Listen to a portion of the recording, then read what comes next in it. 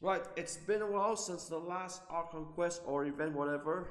So we're gonna do another one called a Nocturne of the Far North, named after this the version, the version title. And later after this, yeah, it's two. It's two. So it's gonna be another long one. So it's two. So it's Nocturne of the Far North, and later it's called. Oh my God, what was it again?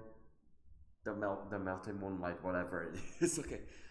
So actually, each of those Archon quests will took you for around 3-4 hours. So it will be another 8 hours.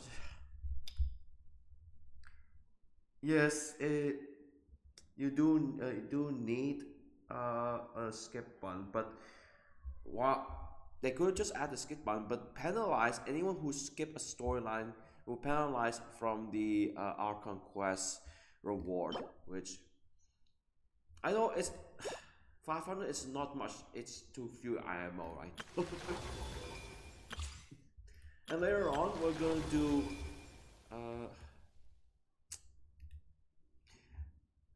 Which is this? This is a world quest, by the way. Yeah, it should be a world quest. So of course, another update, another brand new character. Not just Durin, but this funny, this funny acquaintance of the what's it called the turns of what's it called the faction the Curatorium of Secrets. Yes. You just and yeah, every time I see your Honda, okay, she doing something like a very funny face expression. It's more funnier than my main character. And then Lumina, Lumina. What's next? I will just do that later on. Nocturne of North, which is go to this quest and navigate. Oh yeah, but before that, okay, you probably wonder what she's doing there. Oops, almost pressed the wrong button. Almost. WTF? Almost pressed the wrong button. So we're gonna do the test run of the brand new. So last time we have a monster character like this. Who's supposed to? Oh yeah, this Durin. Okay, I forgot. Remember, Durin's first appearance was in the. Yeah, I told you it contains a spoiler because he was here. He was previously appeared. Okay, previous occurrence, not just for previous occurrence. For Archon quest, first time we saw Durin was in the Interlude quest. Yes, which is this one. Mini Durin, see? Mini Durin. So last time he joined the operation to stop to stop Rare from appearing in Outcry. But somehow they announced it to be playable. Probably we could see him again and resolve this. Yes, of course. Had a fiance. Parties are a must for the well-mannered. You ain't no a fiance. He had a fiance and I told him this. Probably we could find told him this because of the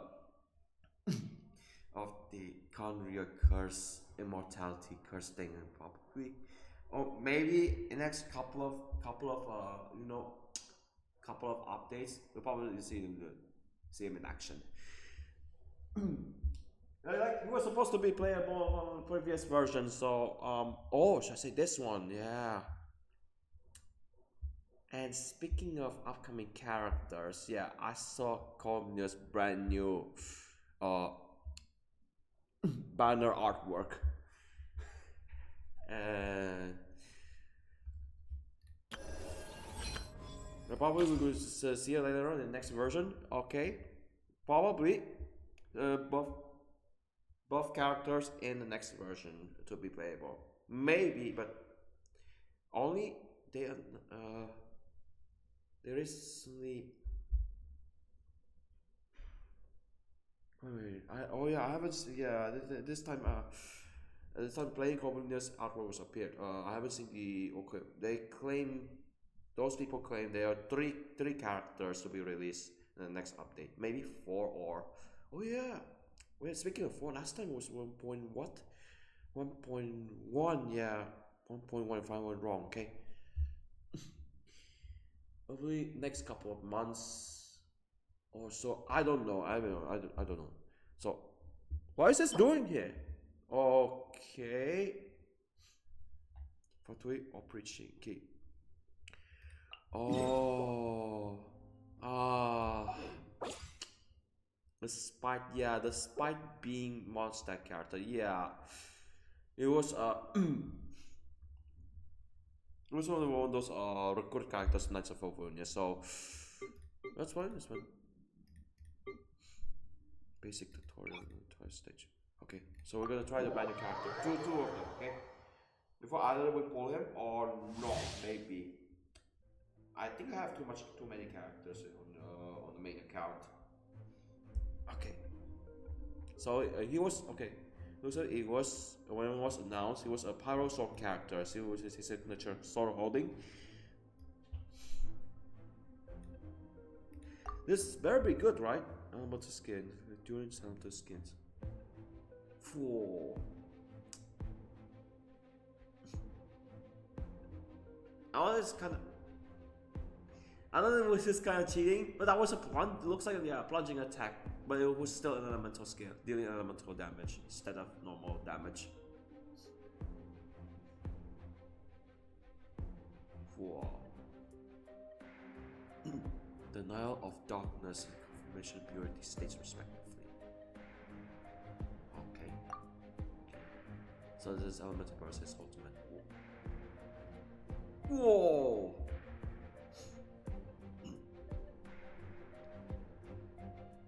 It's initially, oh yeah, party includes at least 2 Hexenzirkel characters. Oh yeah, maybe related to the so-called the Favonius character buff, but somehow it was, oh God's sake, somehow it was locked behind unlocking the character.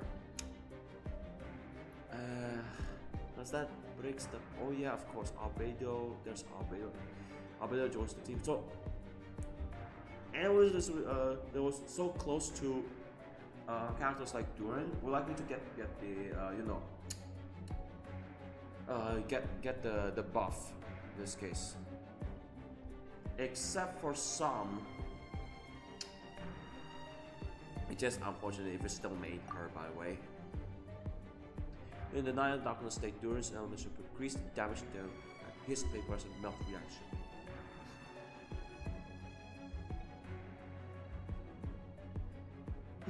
Wow. Oh yeah, in some cases you live on. Can I stop here and play? I mean, take a stroll. I won't go too far. Yeah, on that note, I heard that his character's VA was also recasted too. Yeah, recasted. Last time was when he was a mini Durin. His voice looked like a girl, but this time he was recasted. He's not the only one who got recasted.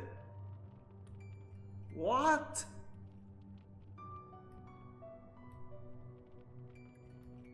Does that mean that last time was Kinnish, right? That means they running out of VAs. They run out of VAs. Why the recast?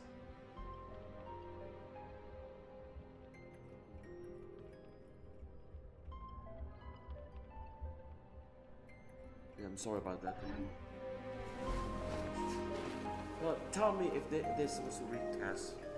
Don't tell me that this was a recast, I swear.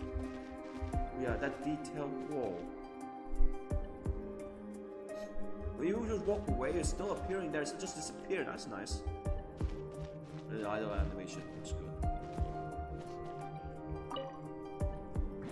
Right, elemental skill, elemental special skill, and elemental burst.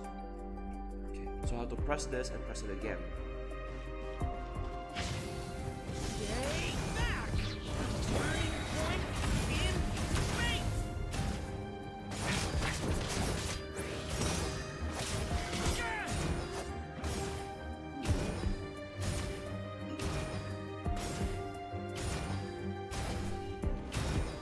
That looks cool. It's just like delivering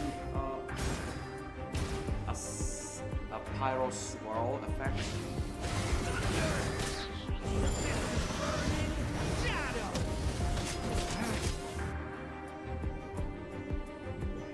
Yes, yes, I noticed on that one. Okay, good setup. Yes, this is a setup we're looking for all monster characters. Especially what's our major main St. Jude. Wait. That was the second event.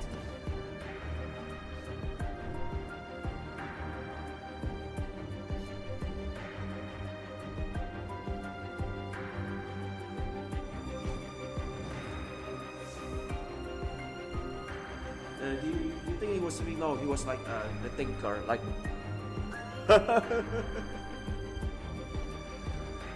Alright, let's start.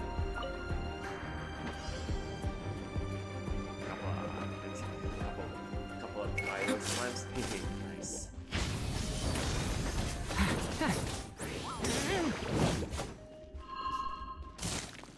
A turning point in space.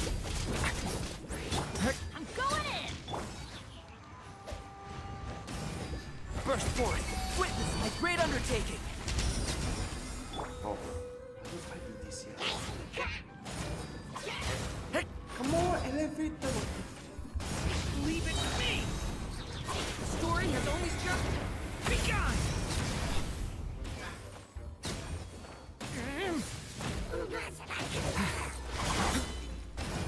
Teamwork is dreamwork! Stay back. Decay. New life.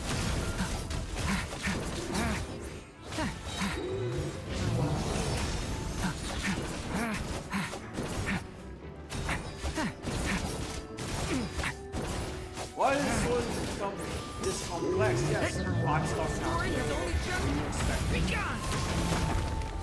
No. Leave it to me.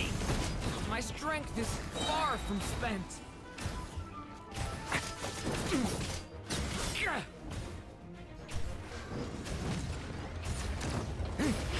Turning point in space. Get back.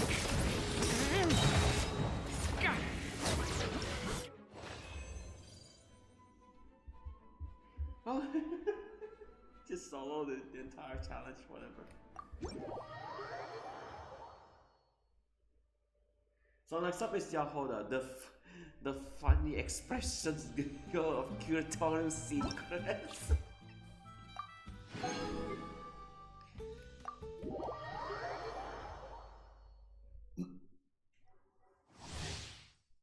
Okay.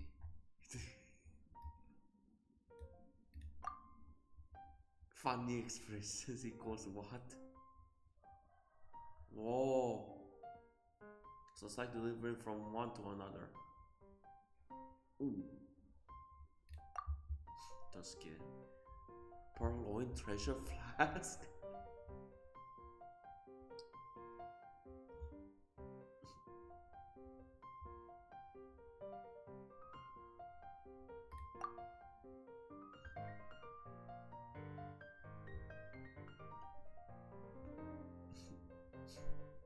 Oh.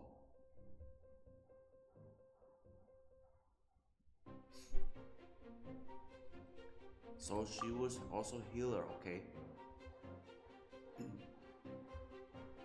But only love for the ultimate, yeah.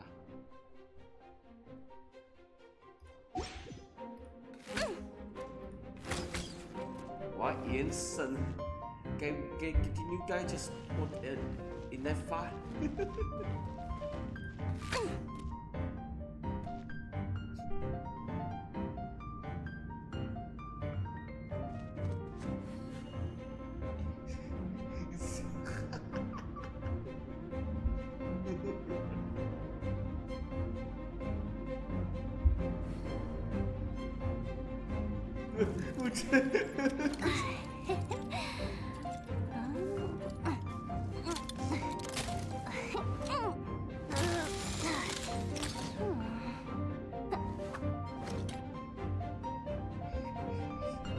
That's her mechanical arm. No wonder her is just arm because she lost her arm.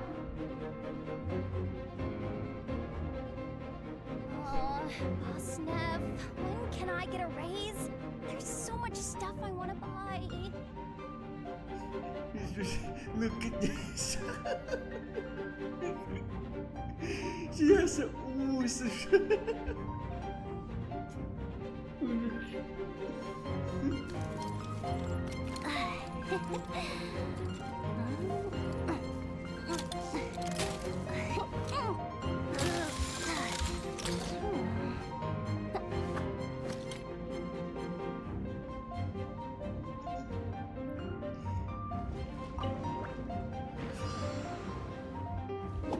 Smash and grab!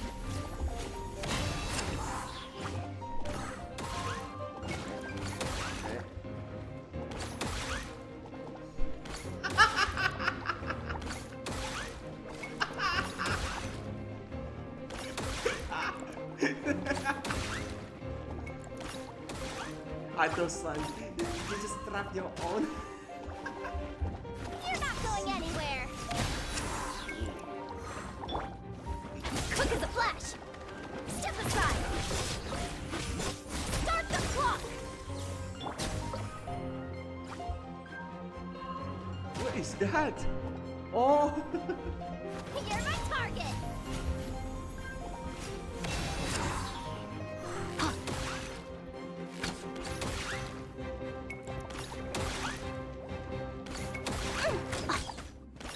So it won't be effective for one.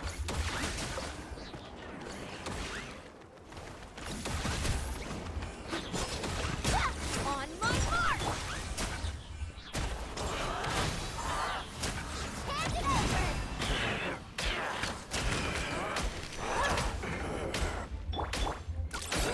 Rainbow! You on this! Beware the creatures of the night. Be silent. Observe. Fire secret! Start the clock! Flash attack!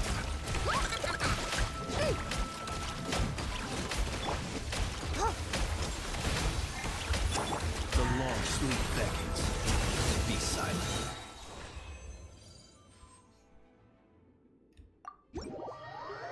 Okay, I need to. I don't think I have enough funds to go for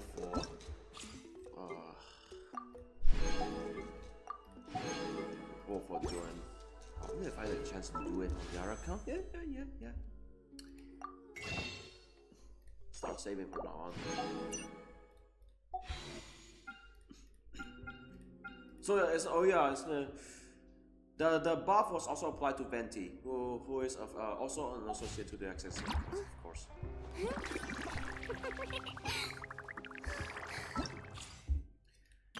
We're going to see. We're going to do this one first, so we could make sure to get the buffs for these characters. But you need Durin in this case to apply the buffs, yeah, whatever.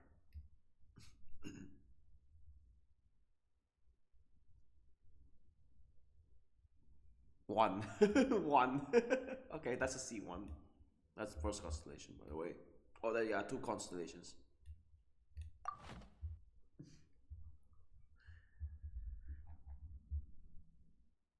So we're going. Oh yeah, chance 2. Dust and enlightenment. Like 2 months, like more than 2 months before this offer ends. We have to complete all of this. Yes. Oh yeah, so we have to do the dailies. Okay. Oh, do the dailies so you get the constellation away. I didn't know, but I should say I almost forgot. Okay. So all I have to do is go to Nocturne and let's see what happens after. Oh yeah, the quest is all about to find that spaceship. Yeah, I Thank almost you for forgot about waiting. that. I finished checking your adventurer handbook. Here are your commission rewards. We have no other urgent commissions on the books at present. Thank you for all your hard work lately. Perhaps you two could consider taking a vacation. Amazing! Paimon never thought we'd end up having downtime and not. Things were pretty hectic when we first got here. Everywhere you looked, it was either the wild hunt causing chaos or it felt like this whole region was one giant slime in a barrel, ready to go boom at That's right! Another win for Tibet's top duo! Ah, yes. Are you two aware that the Moon Prayer Night is soon to take place? Ah, yes. Oh, Moon Prayer yeah. Night was also Mama on the next, told us that was coming up soon. took place on the next quest. Wait, Yeah. why do you mention it though? Do people in Nasha Town celebrate it too? Paimon thought it was just for moon goddess worshippers. You're partially right. Most people in Nasha Town just see the festival as an opportunity to do business. They do not concern themselves with the religious element. The festival was first celebrated by the Frost Moon Scions. On this day, they would wear moon prayer blossoms and celebrate the birth of the moon goddess through song and dance. They would also prepare food and handicrafts and give them as gifts to others. Over time, it became Nodcry's most lively festival. Oh, sounds like fun!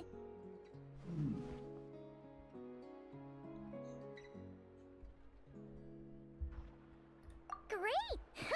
Well, in the meantime, since Catherine doesn't have any commissions for us, let's focus on some personal business instead. When we first got here, you mentioned that this was where your spaceship landed? We didn't get to follow up on it at the time, because we got wrapped up in that whole rare situation, but now we can finally start investigating it properly.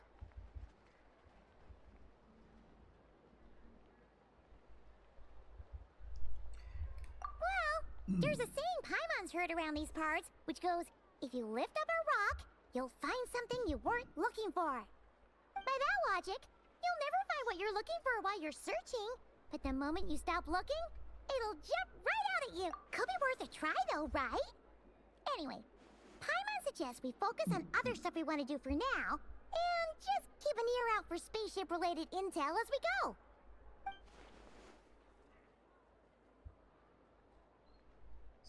Oh. Last time, yes.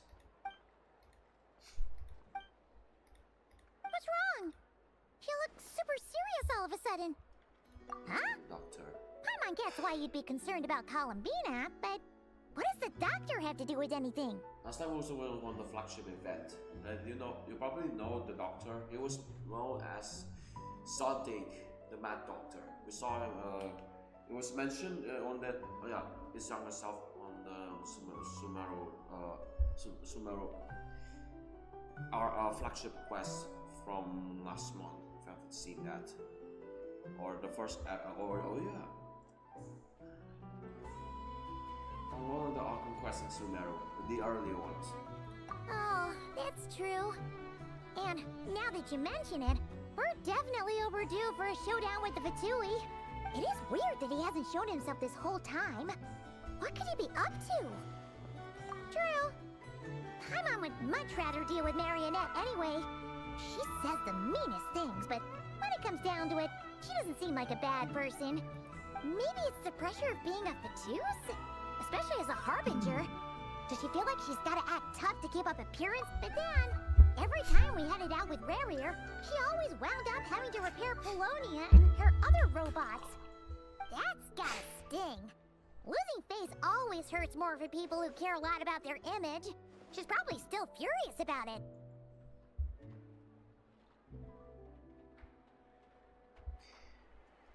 What? Relax! She's not even here! Huh? What's the matter? Oh, nothing. Sorry, we'll be on our way now. Where are we again? Oh yeah, Columbina? Right, yeah. Let's go see Columbina. I wonder what she's doing after. Probably she's still in that cave or... Oh no. Don't tell me something's bad happened. I would try to find that spaceship. That I was thinking about that too.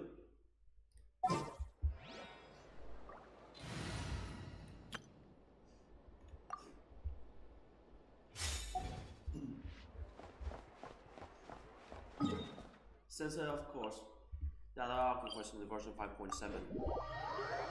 Space and time for you, yeah. Just pop directly here.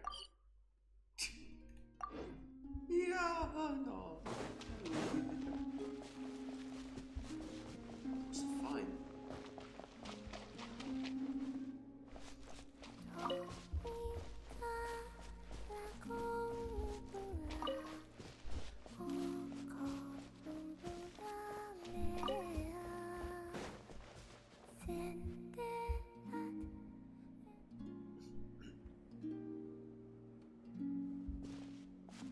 Hey, she's sitting up!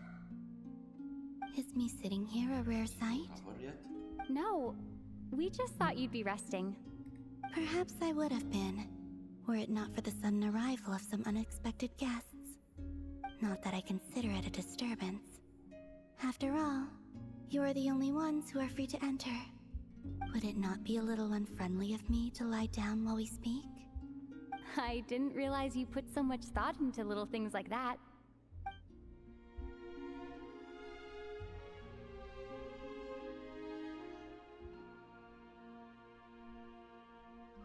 Only sometimes. There have been moments lately where I think about you and your companions. They are warm, mysterious, and cozy memories. Very few of my past memories are anything like that. They say that travelers return home bearing bags full of souvenirs. But my luggage was empty, and I believed it would stay that way. Return home? So, you're still planning on returning to the moon? Yes. This planet continues to reject me, reminding me that I do not belong. If I remain in Teyvat, there will come a day that I disintegrate. And I don't mean reduced to dust, or turned into food for the flowers. I mean, I will cease to exist entirely. Alright then. Well, It's tough. we're sure gonna miss you. But it sounds like we'll have to say goodbye. How do you intend to return? The moon prayer night is soon to arrive. On that day, the moon will be closest to Teyvat. The Kuvaki in this land will reach its peak at that time. I merely need to grasp the tide, and with relatively little effort. Oh, Paimon gets it! It'll work like a slingshot! You make it sound like she's gonna get blasted up to the moon. If I did that, I suspect I would crash into the false sky. I will be using a much gentler approach. But I do like the analogy. It's fun. You see? She gets Paimon's sense of humor. In the blink of an eye, the time has come to part ways. It does feel that way, doesn't it? Time seems to fly fastest when you are enjoying it. I have always thought of myself as a wanderer on this earth, and it has never expressed any desire to keep me. Yet, just as I plan to depart, it tugs at my arm. Is this a gesture of affection? Or is the world mocking me? Oh. Were you hoping I can answer that? Yes, you are a traveler, so you must have a lot of experience in this area. Then, what I would say is, enjoy the moment. That's right! Don't overthink it! Happiness is happiness and joy is joy! The point is to enjoy it, not analyze it! I see. Then what I would say is, even though I am very tired right now, I am still happy. I can't tell from the tone of your voice. Oh, really? You don't think I sound happy? I'm just kidding. I could tell you were in a good mood today from the moment we saw you. Ah, a joke. Albeit not a funny one. Anyway, I assume you're here about you-know-what. Give me your hand. Actually, it's not that. There's something else we wanted to discuss with you. Oh, then do you still want to give me your hand? Or not? Sure.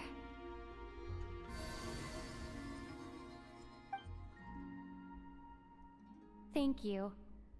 So, I've heard that in the moon prayer nights of the past, people here would hold celebrations in the moon goddess's honor. Since you helped so much in our fight against the Rehir of Solnari, I think you deserve a farewell party before you return home. I haven't asked everyone else for their opinions on this yet, but I'd like to invite you to join the upcoming Moon Prayer Night. I've never joined a moon prayer night before. I'm not sure what I would even do. Oh, don't worry about that. We take care of everything. All you need to do is show up. Of course, there's no need to force it if you're not feeling strong enough. It's just, this kind of felt like a golden opportunity. But they call me Kutar, and the Fatui have an arrest warrant out for me. I shouldn't appear in public right now.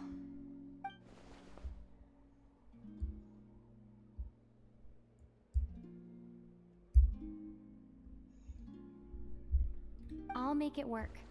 You have my word. Yeah, we got your back. Well, she does.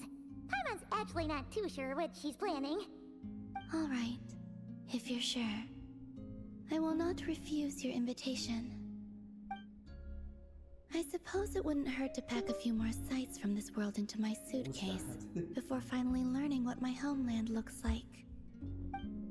Oh, if you see Lauma, please tell her that my answer to the question she asked me is neither yes nor no. Rather, it is, there is no need.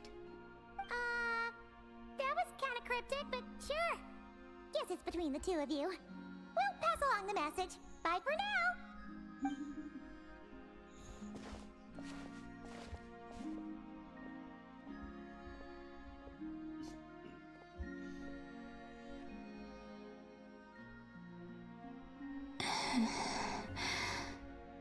And also, I do not know.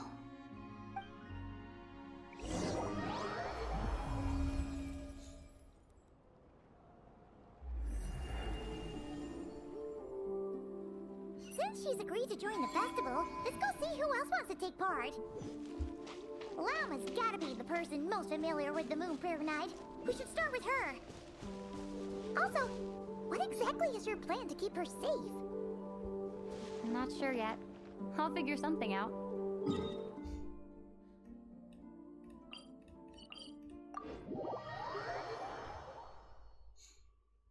What? Are you serious? And Paimon even gave you her vote of confidence back there. When did you become so sneaky?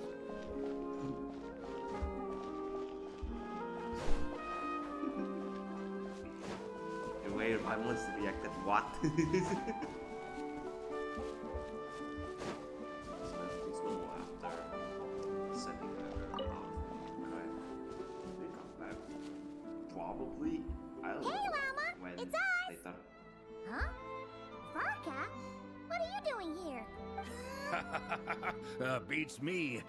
I had a bit too much to drink last night, and when I woke up, I was on Hisi Island. Mr. Varka is helping to oversee Nasha Town's preparations for Moon Prayer Night. He is here to go over some details regarding the decorations and custom cloth designs. Right, yeah, that too. What do you mean, that too? Yes, celebrating this festival is a long-held tradition here in Nodcry. On this day, the crescent moon at the top branches of the verdant crest turns into a full moon, and the moon prayer blossoms bloom with a special radiance. Our people take these to be blessed omens. It's an especially welcome event coming off the back of all that nasty business with Rerir. Everyone got put through the ringer recently, and now they're looking to turn their fortunes around. The big shots in town all agree that a big, lively celebration is just what we need to rebuild people's faith in this place. No wonder Catherine said the people weren't so bothered about the religious element. That's right. It's become more of a local custom by this point. The celebrations have little to do with whether the religious stories behind this event are true or not. Even the Frost Moon Scions are eagerly awaiting the coming of Moon Prayer Night. despite now knowing that their past beliefs were founded on a falsehood. That's fair. It's a bit like the lantern ride in Liyue. It's a chance for people to enjoy themselves, not debate the existence of the Adepti. I'll be next month. Oh, next one month. other thing. We just went to see Columbina. We went ahead and invited her to take part in the festival this time. Hope it's okay. Wait, so... you mean she agreed to it? Huh. That's quite a surprise. Then I suppose that she intends to return to the moon on that day. Oh, yeah. It's kind of a complicated process, but basically, it's like a slingshot. I understand. In truth, I had a feeling that she might make such a decision. Well, if Kuthar has decided to participate in the festival, we should prepare accordingly. Yeah, exactly. She was saying how it could be risky for her to show her face in public. We were wondering if there was any way we could hide her.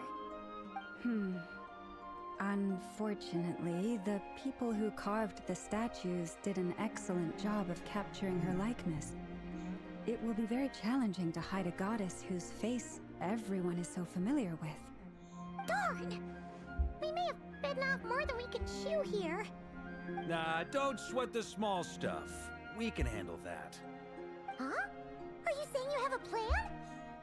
Not as such, no, but the most important thing with a festival is to keep the mood light and your spirits up. You can't go preparing for a festival with those long faces. You'll never convince anyone to enjoy themselves. The Mondstatter spirit is strong with this one. As it happens, I agree with Mr. Varka. Let's start by making our appreciation for Kuthar the beating heart of the festive atmosphere. And who knows? Once we get the ball rolling, perhaps everything will just fall into place. Hey! Did you catch that? Llama said the thing! Or close enough, at least. I'm looking forward to the Moon Prayer Night already. We have a festival in Mondstadt called Windbloom, and you can always tell which couples are celebrating it for their first time by the smiles on their faces. Big, beaming smiles like their whole face is glowing. And I have a feeling we'll get to see that same smile on the Moon Goddess's face at this festival. Not quite the same, surely. Anyway, I'll take care of business in the city, but I'll have to leave the decor up to you and the Frost Moon Scions. No one else can capture that traditional aesthetic quite like you guys. But lastly, there's the final key element that brings the festival to life. Companionship. Before you leave, let me show you something that we've been preparing. Mr. Varka had asked to see it already, so you may as well tag along. Also, I have some further questions about Kuthar's decision. Columbina. Oh, that's the I guess venue.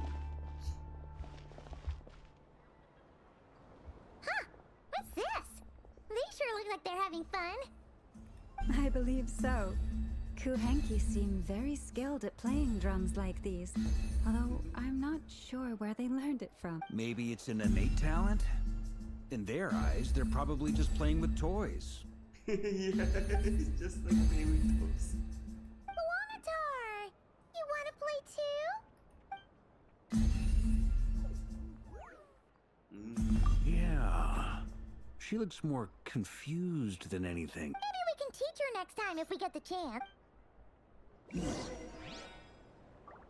Hit on the left side. What are these floaty things? Moon veils.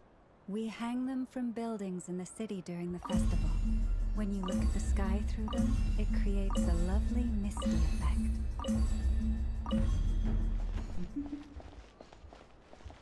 How about Kasha? Yeah,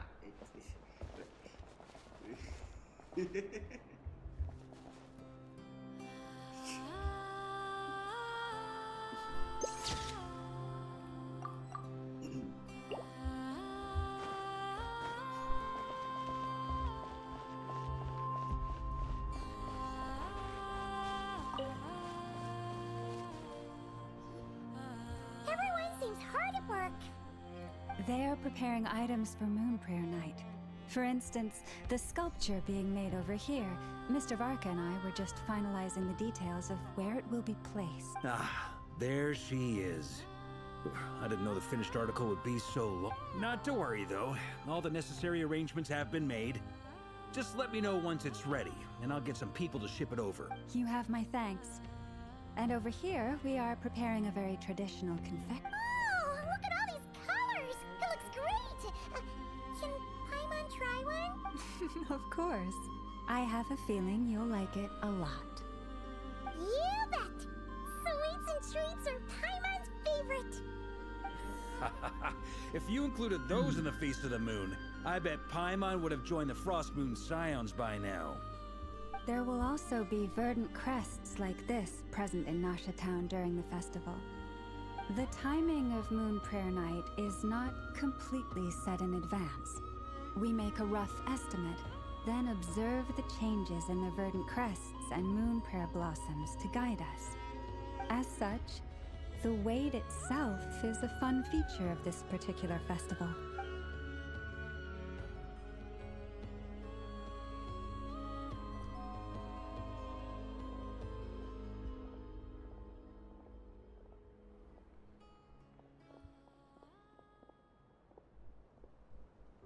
Let's talk here. To tell the truth, I am very surprised to hear that Kutar is willing to participate in the festival. I once asked her if she'd be willing to stay with the Frost Moon Scions. I could introduce her to everyone, and we could be a family to one another. She did not answer, but she has not appeared here since. I took this to mean her answer was no, but if that were the case, she would not have accepted this invitation.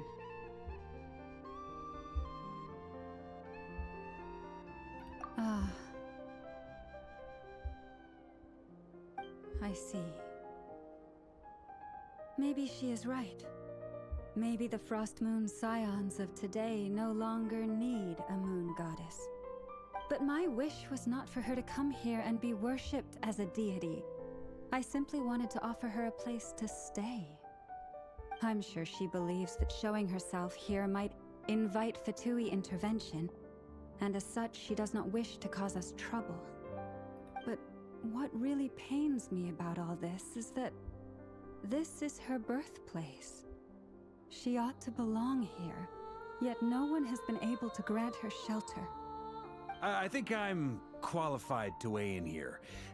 When someone's about to depart on a long trip, what they need is blessings, not burdens. We should wish her the best, not make the journey harder than it already is. Anyway, she's agreed to attend, hasn't she? All we need to do is simply respect her decision. I see your point. Yes, she will soon depart after all. Our job is to leave her with some happy memories. Besides, who's to say her journey to the moon is a one-way trip?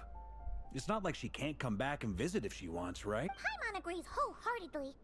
Festivals are all about having fun, so let's keep it simple. All right, I'm gonna head back to Nasha Town soon. Want to come with? I'm guessing you have some other folks to visit there. Sure thing, let's go! Bye for now, Wilma! Thank you all. Goodbye.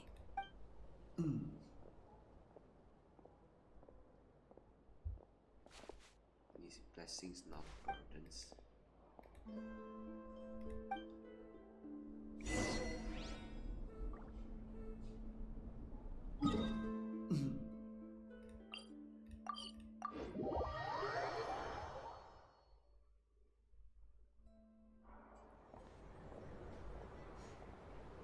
Huh?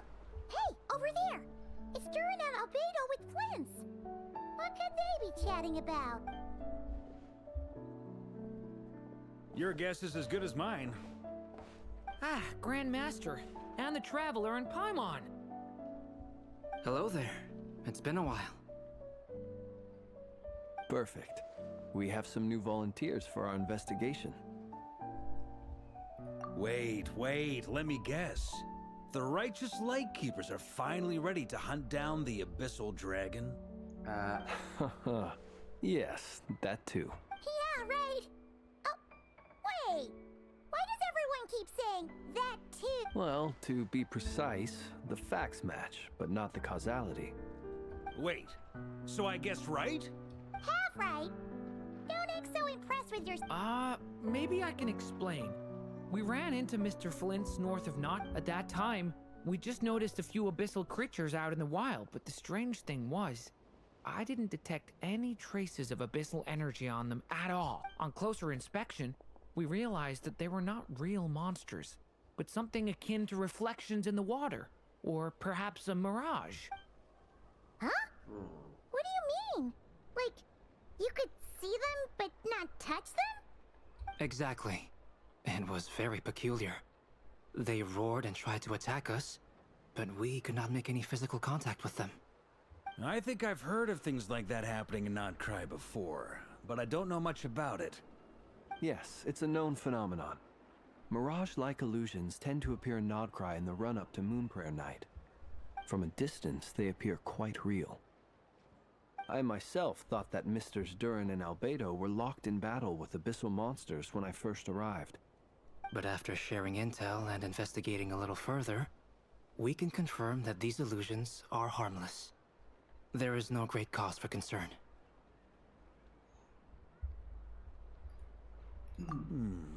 All the Mirage stories I've heard are either animals, rocks, or small houses. Abyssal monsters, though? That's a first. It's a first for me, too. So I'm planning to look into it further just to be on the safe side. I intend to inspect a few more locations. What about you two? Any plans? Alice contacted me a few days ago. She'd like me and Durin to assist her with an experiment.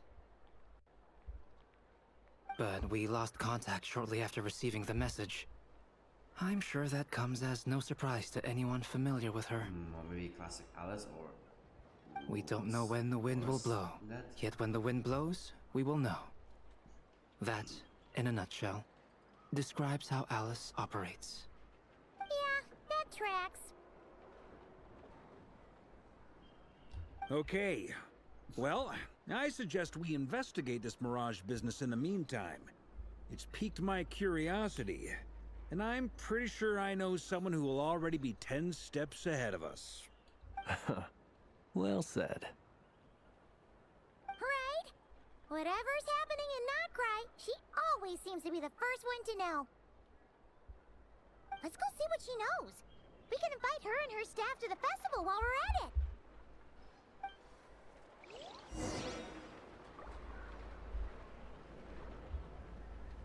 Okay. Visit the Curatorium of Secrets. Meet Yahoo.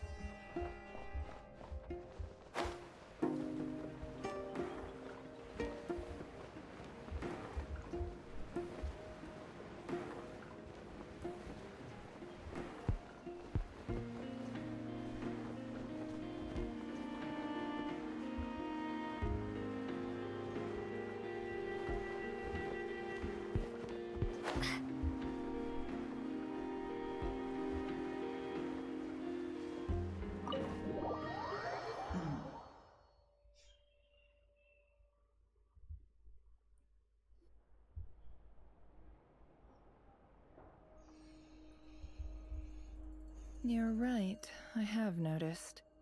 There's certainly something a little fishy about this situation. Only a little, though. Records indicate that this phenomenon can occur in the days before and following Moonprayer Night. That said, it has always been a rare sight in the past. The odds of encountering these phantoms are similar to looking up in the night sky, happening to see a shooting star, and managing to make a wish before it disappears. But this time, either everyone's getting lucky, or they're appearing far more frequently than usual. Yehoda's out gathering intel as we speak. In the meantime, let me check off some points of interest. First, the Abyss. The ones we saw seem to be abyssal monsters. With house. Indeed. Covered. But we With have covered identified house. one location where many more of them have made an appearance. And not just monsters, but human phantoms too. Given the scale and nature of the phantoms, it's almost as if someone's last memories are coming to life. Or perhaps the memories of multiple people. Oh, So you mean the phantom monsters are hunting down the phantom humans? Exactly. The phantoms can interact with each other, but we have no means of intervening. In addition, some of the human phantoms would seem to be from the very distant past. This is clear both from the clothing they wear and the stories they tell. They claim to be from Hyperborea, a name which I've heard from Lauma before.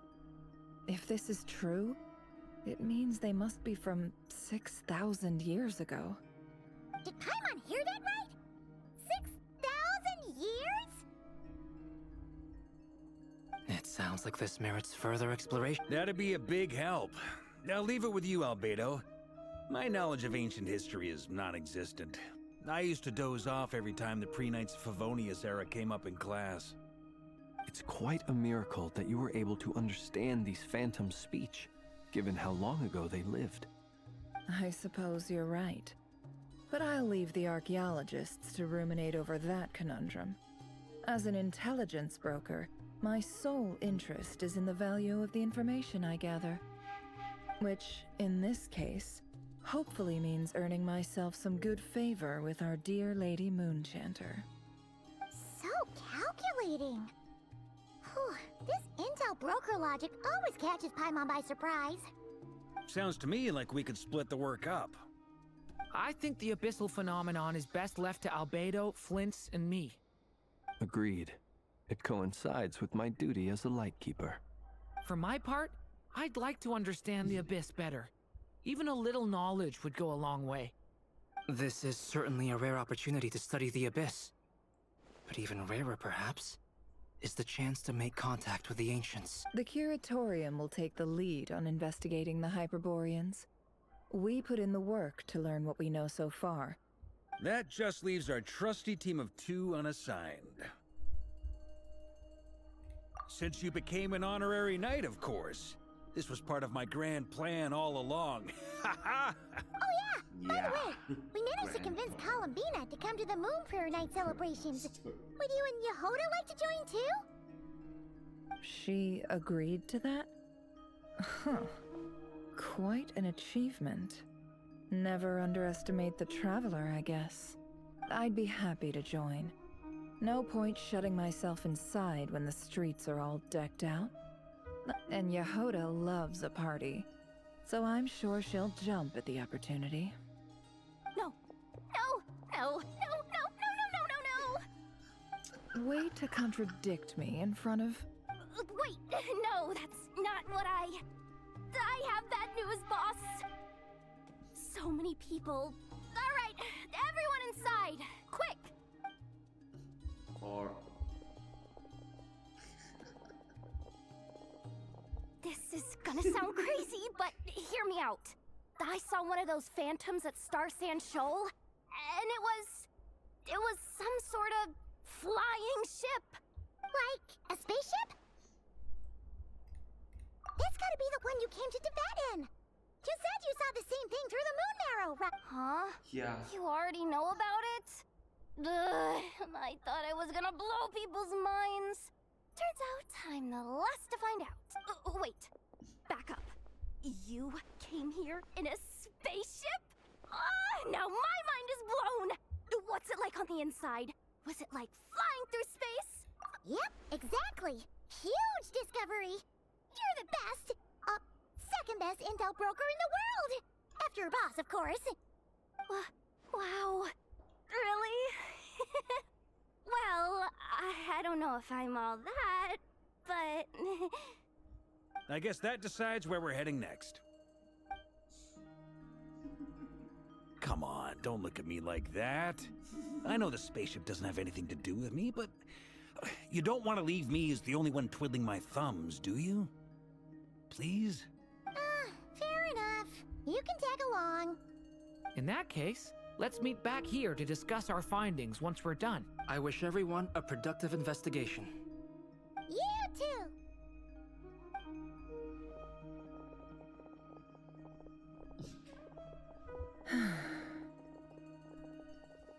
What's up, boss? Aren't we gonna head out? Tell me, Yehuda, when did the Curatorium start giving out intel for free? Oh, sorry, boss.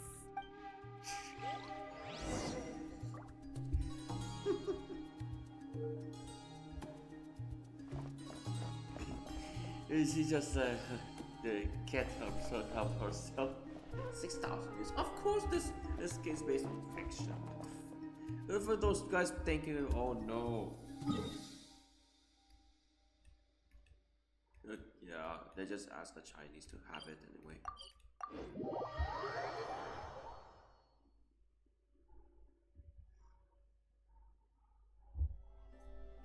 It's just a very dumb move. It was.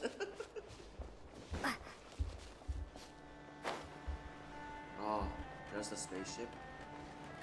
It stayed still in like that. Those red house in. Oh, so yeah, so like in Mirage, I'll be explain it.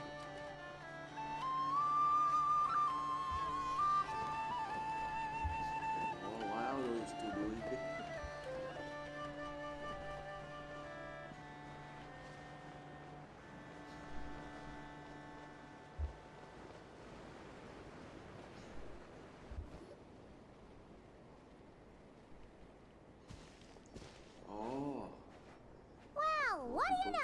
Yehuda was right on the money.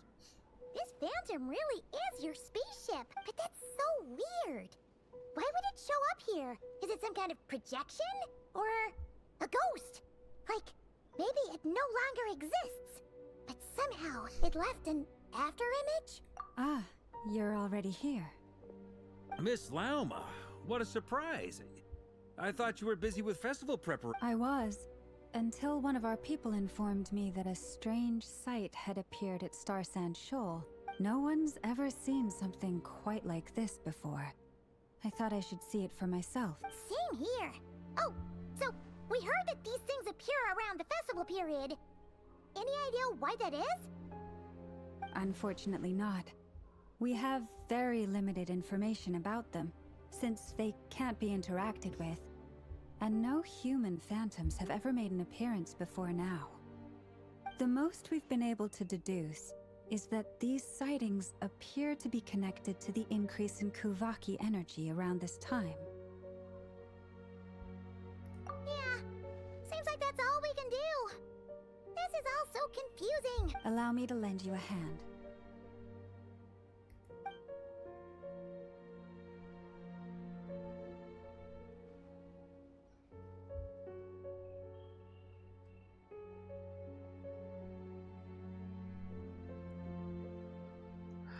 Still nothing.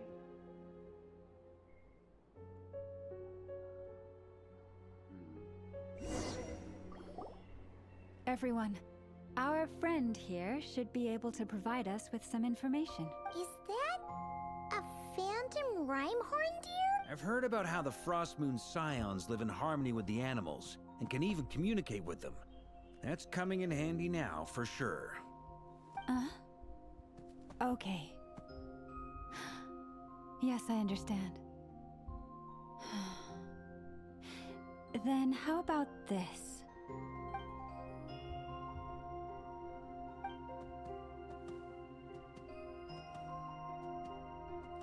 Oh, it's leaving. It appears to share our curiosity about this giant spaceship, so I asked it if it wouldn't mind investigating along with some friends. In return, I told it about some nearby spots where the wild fruit grows abundantly. We may live in a different era from these phantoms, but I trust that the terrain, climate, and ecology here are more resistant to the effects of time than some things are. Let's give them a moment and hope for the best.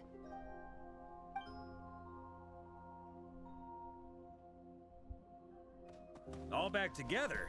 Must have been a lot of fruit. Indeed. Now let me ask them some questions.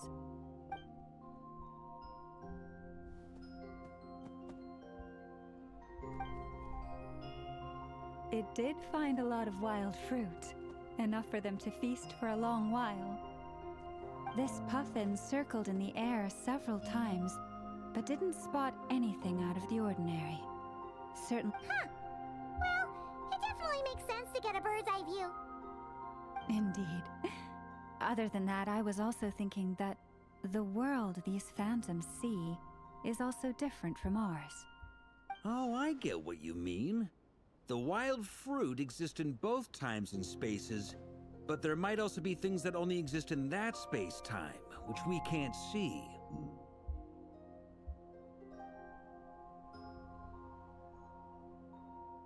Good point. Great thinking, Llama. Blunthorn rhinos can use kuvaki to shift great rocks, but this one says it couldn't get that ship to budge by even an inch. The sniffer mole tried too, but despite being a skilled digger, it could not get through. They say that the spaceship looks robust and undamaged. It seems completely impervious to any and all attacks. Whatever lies within is well defended from harm. So, just like us humans, there was nothing they could do about this spaceship either. Yes, still, they deserve our thanks. We are grateful for all your efforts, dear friends. Now go, and enjoy your feast. I've noticed some other human phantoms gathered nearby. Come on, let's go talk to them.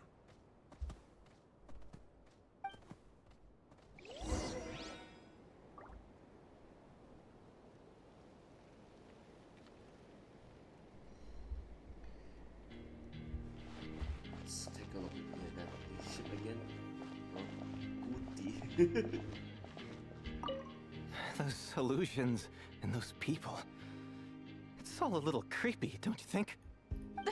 Nah, all part of the festive atmosphere.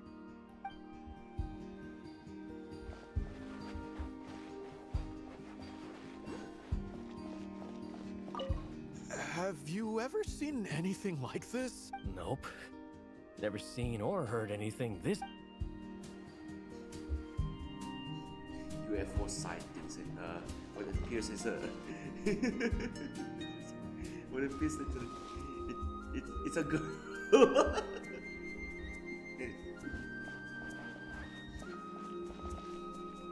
Does this seem a bit cliche?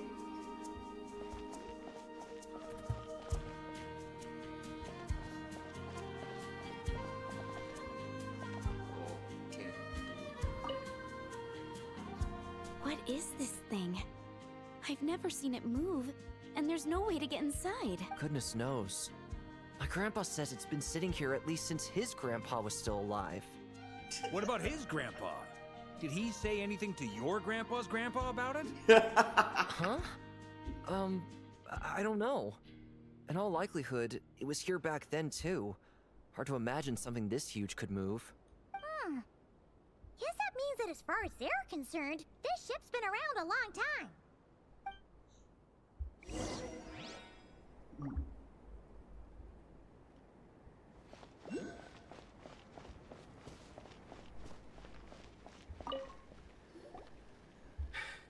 Come on, brothers. If we can get even a small chunk off of this thing, it's gotta be worth a fortune. Today is the day we strike it rich. Huh? You mean Paimon? Yes, brother, I shall join you. Let's make our fortune. We should go with them. What the? This thing is crazy tough.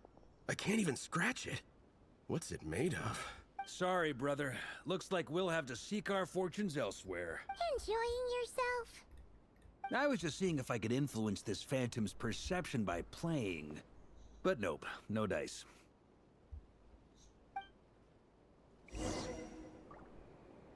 I'm sure we're all starting to build up an idea of what's going on here now that we've spoken to some of the people. These phantoms are reenacting real historical events in Nodcry. It's almost like we're in some kind of interactive stage play. We can talk to the actors, but the plot is fixed, and we can't influence it. It makes sense. History is set in stone. The objective facts of the past cannot be changed. Paimon totally thought you were just goofing around earlier. But actually, you were doing some serious investigating. Of course I was. Anyway, at this point, I think we're forced to conclude that although the Phantom spaceship is right there in front of us, we aren't going to learn much about it from these people.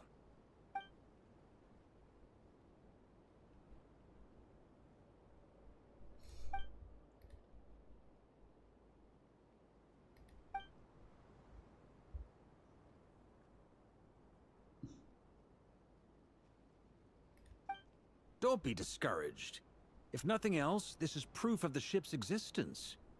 And think about it. So many people tried to hack their way inside, but no one could get the door open. It's made of very tough material. To me, that says that we'll either find the ship itself or the story behind it. It's just a matter of time.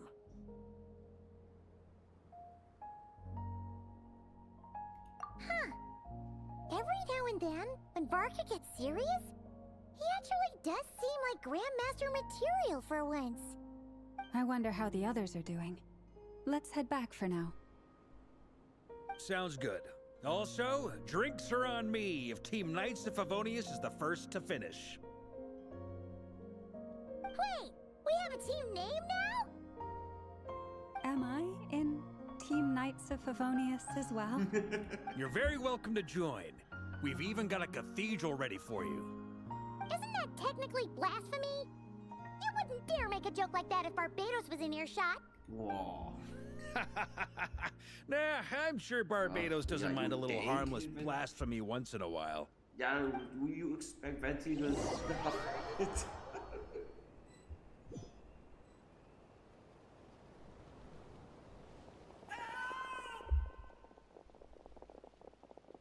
Oh, no! Get away! Oh. Oh, yeah, just got these. With fragments, he's hopeless. I know it's hard to stomach, Mr. Durin. But as I'm sure you've noticed, there is nothing we can do to intervene in that which unfolds before. But we have to at least try. And try you have. Yeah. Their memory is But are you aware of how many unsuccessful attempts you've made now? I wasn't keeping count. I'm afraid this is the 39th failure so far. Or the 5th if we're only counting this particular victim. There are no indications that these phantoms may be altered in any way. You seem to have calmed down a little. I'll make us a fire. You should rest and have some water.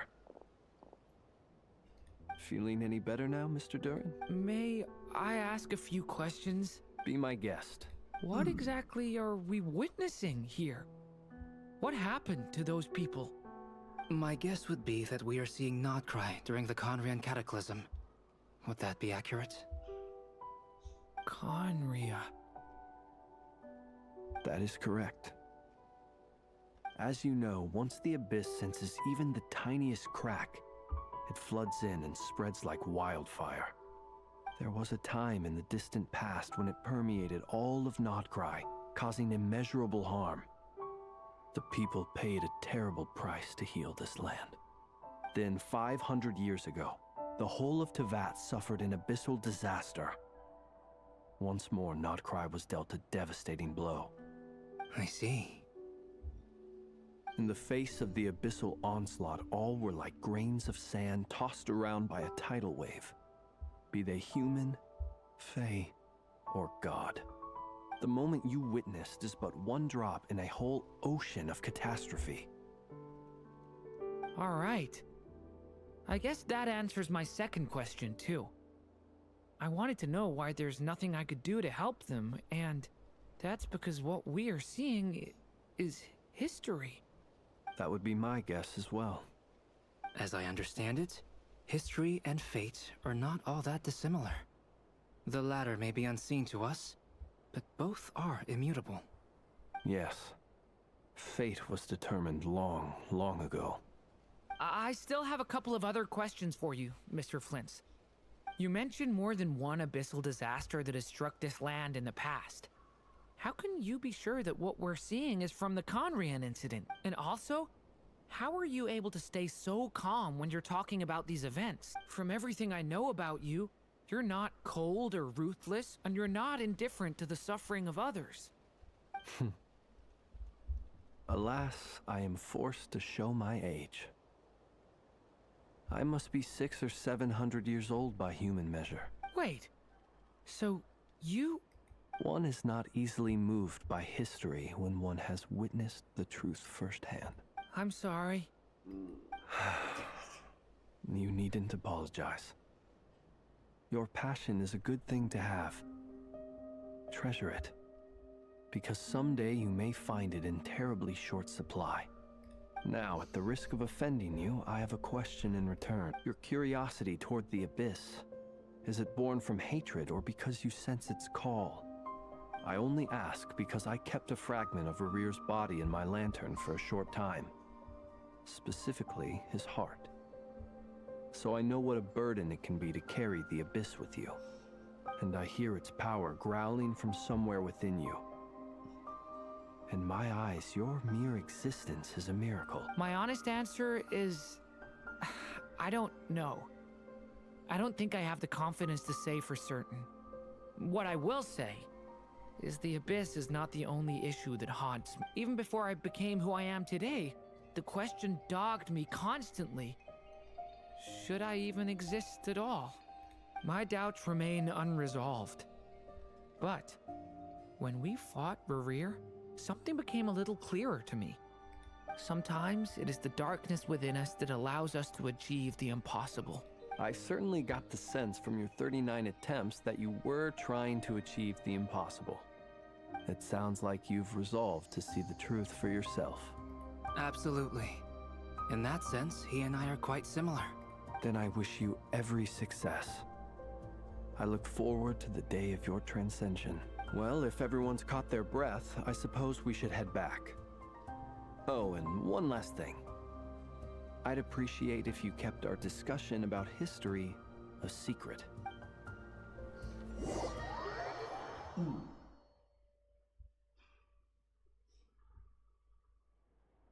Incredibly, our separate investigations led us all to the same conclusion.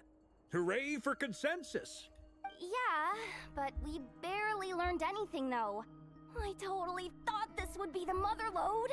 Talking with the ancients? I mean, come on! But nope.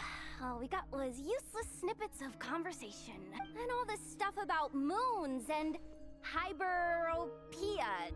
What a load of baloney. Seems like people back then had a few screws loose. I understand your frustration. We found the same issue. Each phantom only showed a very brief moment in time. There isn't much value to be found in these miscellaneous fragments of a civilization's history, no matter how glorious it may have been. If there's a silver lining, it's that these phantoms are harmless to the present reality. They shouldn't get in the way of the festivities. Paimon agrees. And not just because it's the first thing she understood in this whole conversation. You look disappointed, Nefer. Is something the matter? What do you think? We all worked our tails off, but the only one to gain anything from it was you, Lady Moonjanter. Well, please do share the Hyperborean records with me. I will gladly inscribe them in our people's documents. Oh, duh! Yeah! That was it! Hyperborea! Hyperborea. I'm serious. Only an expert in the Frostmoon Scions and their history can turn these records into valuable research material. The alternative is to let them gather dust on the Curatorium's storage shelves until the pages turn yellow. Nefer, you're wise enough to know that cooperating and sharing the profits is the best course of action here. Well, that goes without saying. Sure, let's do that. Huh? But didn't you say we aren't supposed to give out intel for free? Sorry. Shutting up. Now is not a good time to push Nefer's buttons. Anyway, back to Moon Prayer Night. I'm thinking that we should prepare something a little special, aside from the usual decorations and so on. You mean a parting gift? Can't go wrong with food. Although, does food go bad on the moon? Perhaps a lantern would be a better choice. It might be dark up there. It could prove difficult to light a lantern on the moon. Magical stones might serve that purpose better. What about a clockwork mecha model from Fontaine? I've got a whole bunch at home. I use them for fighting practice in my free time. None of these sound like things she would be even remotely interested in. But we don't interact with her enough to know what she likes. Yeah. It would really save us the guesswork if someone could find out what she's into. Wait, what the? Traveler? They're all looking at you. Great! Haha, problem solved. Now, I need to stop by Dory's. Gonna need her help sourcing a bunch of stuff for the festival. Then let's leave it there for now. We all have our own business to attend to. Traveler, if you find out what Kutar likes, let us know right away.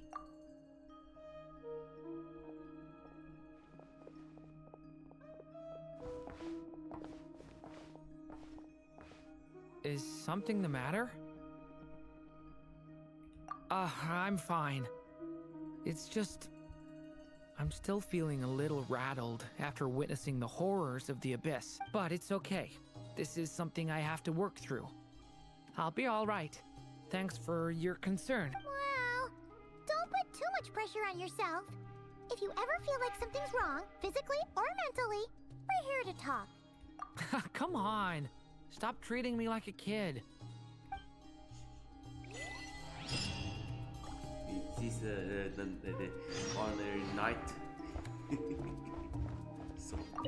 Which is why we need a lantern guaranteed to work on the moon. Yes, I have a few ideas, but the lantern itself is the easy part. The real issue is how little we know about the lunar environment. Wait, you two are serious about this?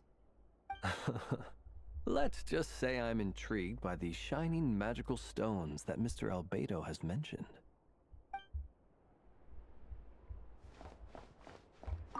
Could you do me a solid and try to smooth things over with Boss Neff? Could you do me a solid and try to smooth things over with Boss Neff?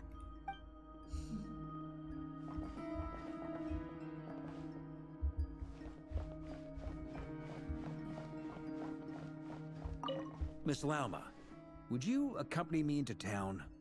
I think it'd be best if you saw the Frost Moon Scion's decorations for yourself. Very well. Let's go.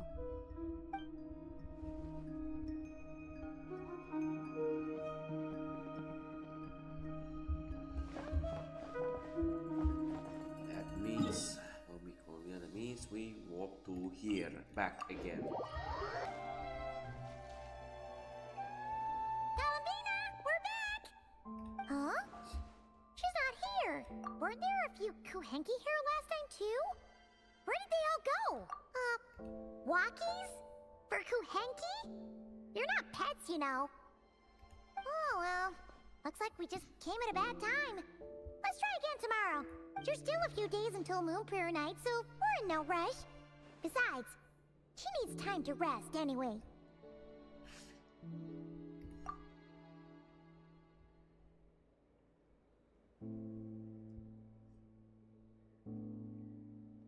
Columbina! Are you back yet? Oh, how strange. Looks like she still isn't here, right? It's not like her to spend so much time outside. Especially since she's worried about attracting unwanted attention. What about Luonatar? Luonatar, you there? Question mark. Hey! Do you know where Columbina went? understand. But if you know where she is, could you take us to her? Yeah, that's even stranger. What about him? Oh, that's not good news. They change color when Columbina gets weaker, right? And they look super pale right now. Good idea. She might know what's happening. Tell me she haven't been recovered yet. Ah, it's you. How is Kutar? Is she okay? No, she hasn't.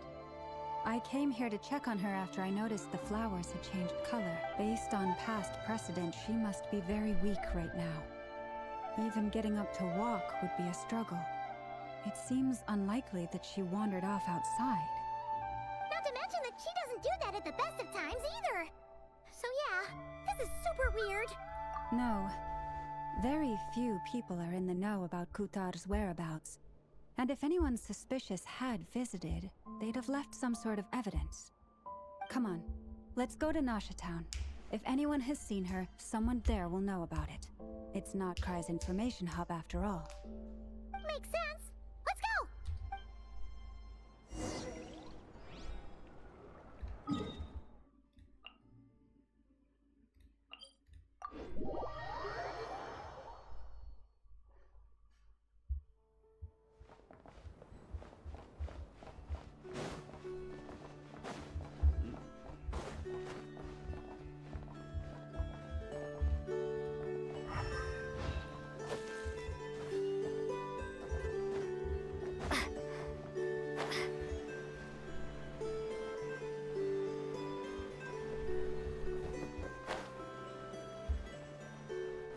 What's this? Looks familiar. Wait a moment. Is it just Paimon, or is this stall kind of suspicious? It's never been here before, right? No, I don't recognize it. Alas, your free and easy adventure time is over. Now, prepare to face the final boss of Nod Cry. I know it's too good to be true. Come on, this is not. Come on, this is not Golden Apple Archipelago. I recognize these ornaments. Whoa! Where'd that voice come from? Not sure, but it's definitely hostile. No, not that way. The final boss is right here. Are you for real? The sniffer mole? That's the final boss?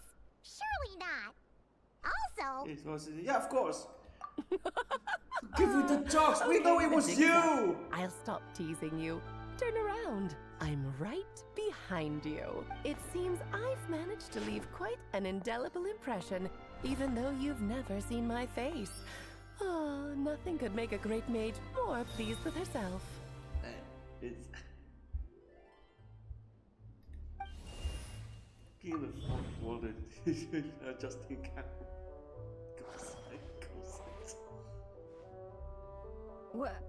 What is going on? It's been a while since I've heard that we all met. the big shots in Teyvat have long, wordy titles that stun people speechless when they make their entrance. Unfortunately, none of them are affiliated with the Hexenzirkel, and we ourselves keep a very low profile. The notorious name-dropping doesn't quite work for us. Still, I, for one, think I'm really quite amazing. So that didn't stop me from coming up with a title anyway. Alice? It's really you this time? Not a lantern or a Dodoko, but Alice in the flesh? Oh, that's right. So, what do you think? How does it feel to finally meet me? You look like...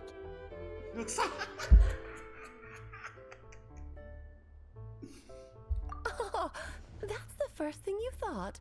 A little surprising, but that actually makes me very happy. Because that means that when Klee grows up, she'll be just as stunningly beautiful as her mother. So she's a friend of yours?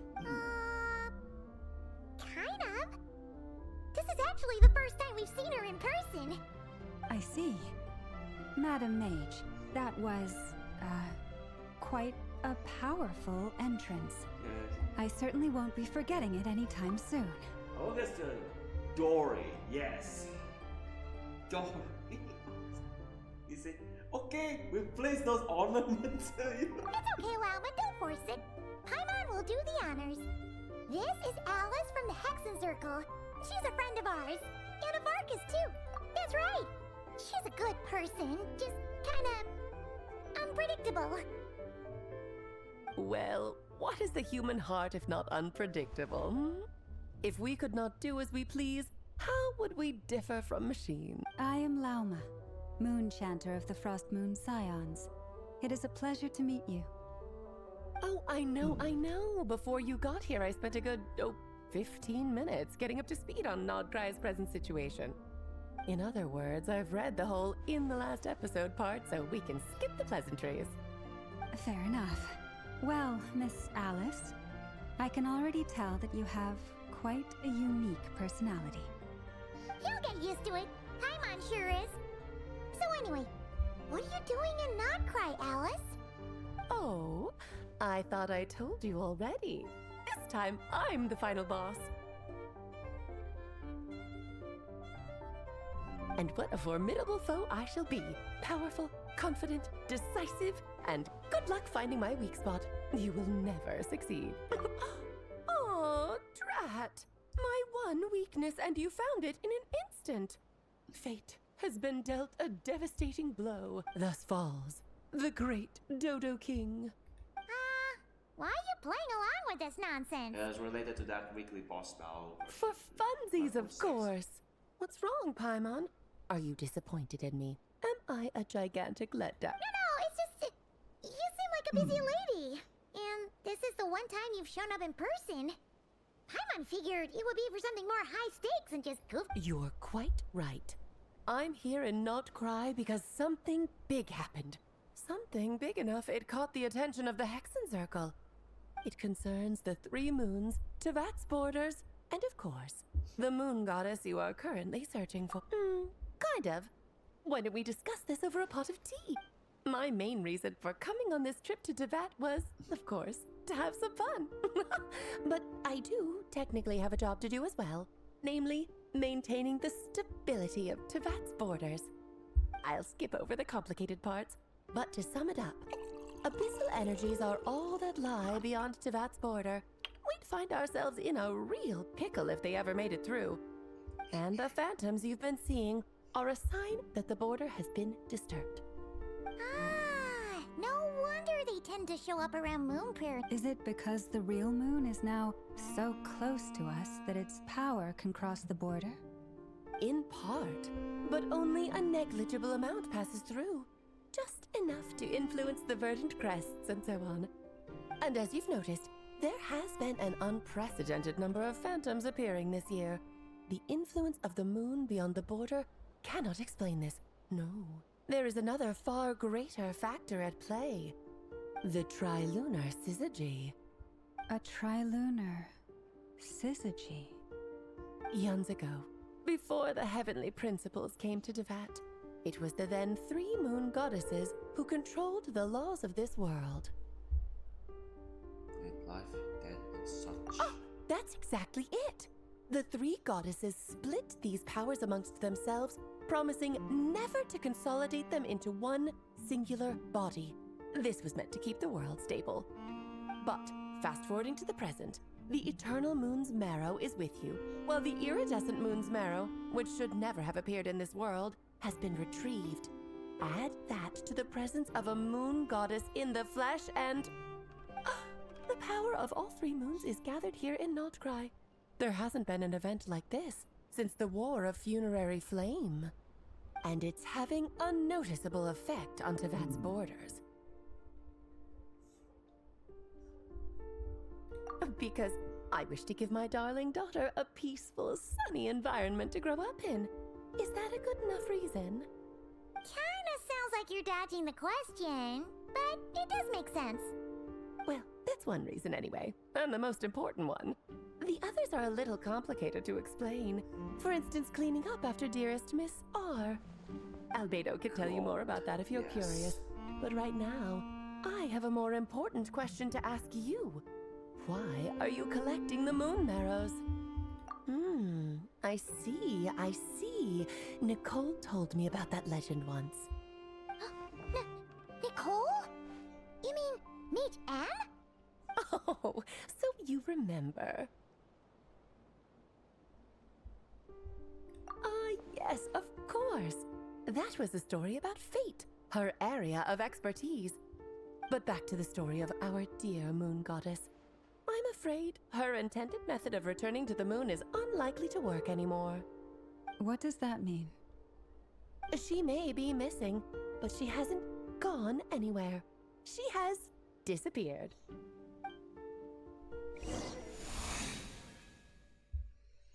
What's long ago? That's the okay. Oh. My body is so heavy. Wait, no. It's my mind that's heavy. My arms and legs are as light as a feather. What's happening to me? I feel drowsy, like I've been asleep for too long. Is it daytime or nighttime? Is the moon out? I think I'll go for a walk.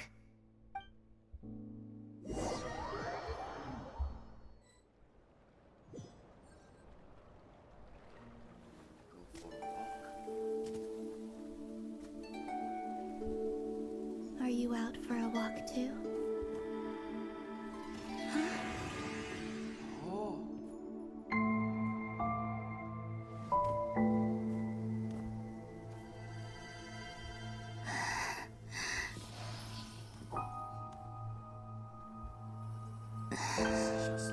The day has come at last.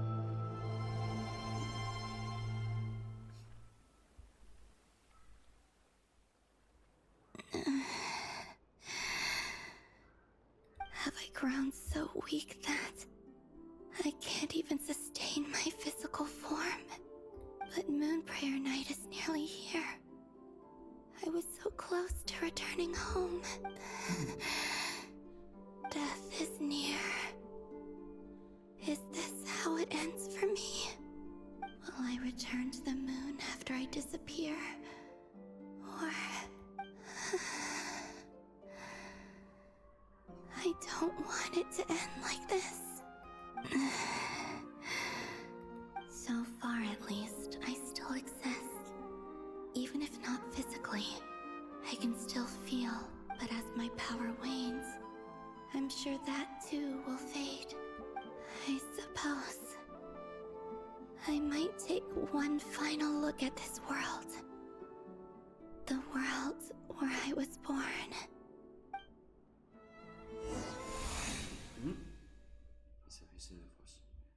Don't let it slip away. Come on, come on! Wait for me! The Frost Moon Enclave. How much it has changed since I was born. These decorations, they're so heavy. It's times like this when you kind of wish men could be priestesses and acolytes. How fascinating. I've never had the chance to be privy to people's private lives in this way. In the past, people would get so solemn and serious the moment I showed my face. Like they were frozen stiff. Karina, Lametti, it's time to eat. Coming. I want to watch them a little longer.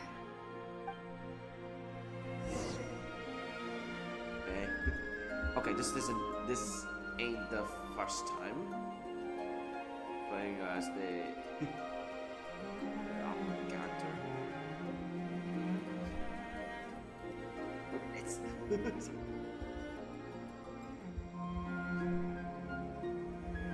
say before, yeah, she was her what's it called? her gacha banners is announced.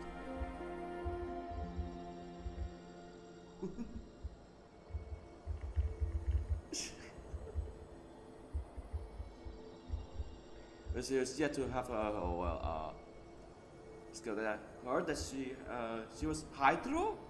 What? I thought she was Cryo. Oh yeah. Look. Oh.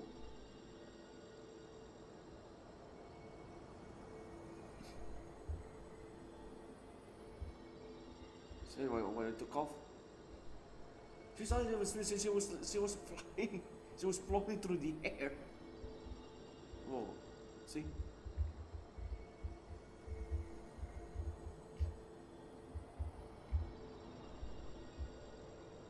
Of course it is. Of course it was hydro.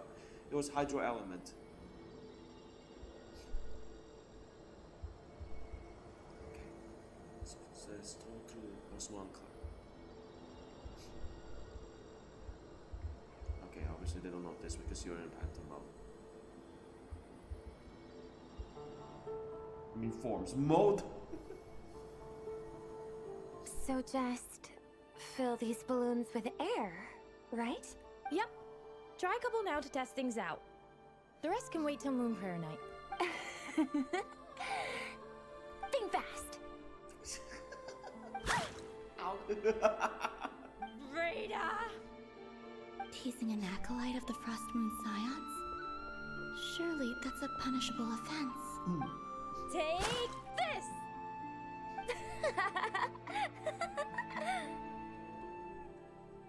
Huh? Alright, enough horsing around. Lady Lauma gave us a task. We should get back to it. The task is just to check that the balloons don't leak, right? Doesn't matter if we fill them with air or water. Okay, you got me there. And you got me there. But still, we can't use all the balloons before the festival even starts. We won't use all of them. And as long as Lady Lauma's trusted acolyte doesn't snitch, this can stay as a little secret between friends. A couple more can't do any harm, right? Oh, you menace.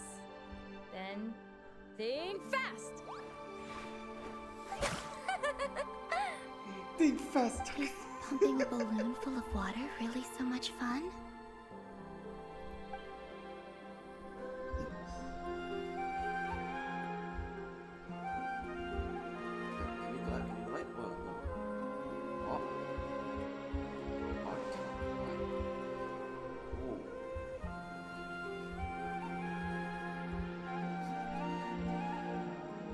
Actually do that?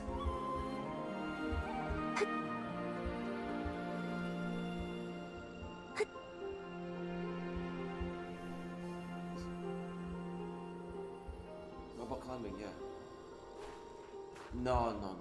So you're basically playing for like 25% of the release. Hold on, let me wait for a sec. I don't know, animation or what? Last time, oh yeah. Last time it was played before the release was Malvika, yes. This is the second time.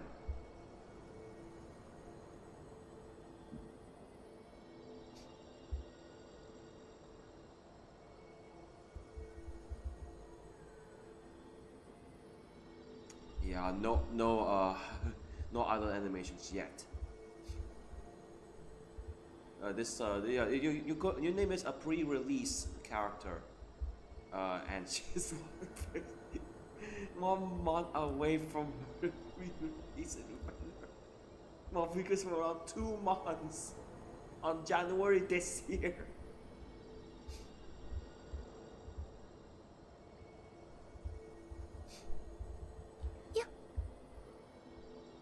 You can hear her jumping voice line.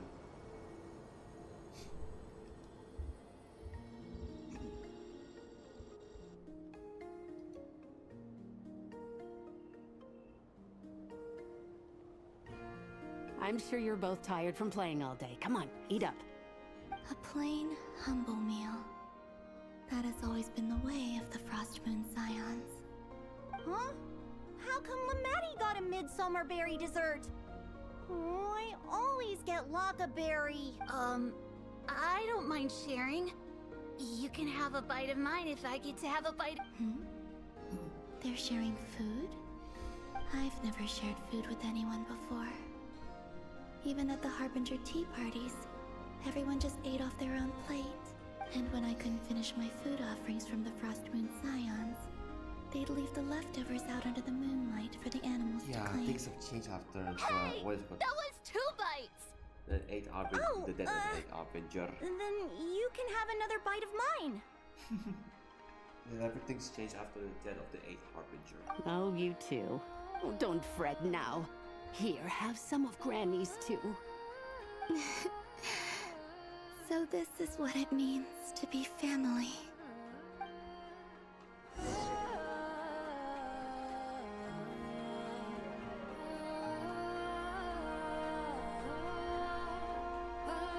I'm seeing so much that I'd never usually get to see. They'd never act like this when I was around. It's nice, being able to just watch people in peace in these final moments. What a rare opportunity. I think I'll go take a look around Nasha Town too. Maybe the Traveler will be there.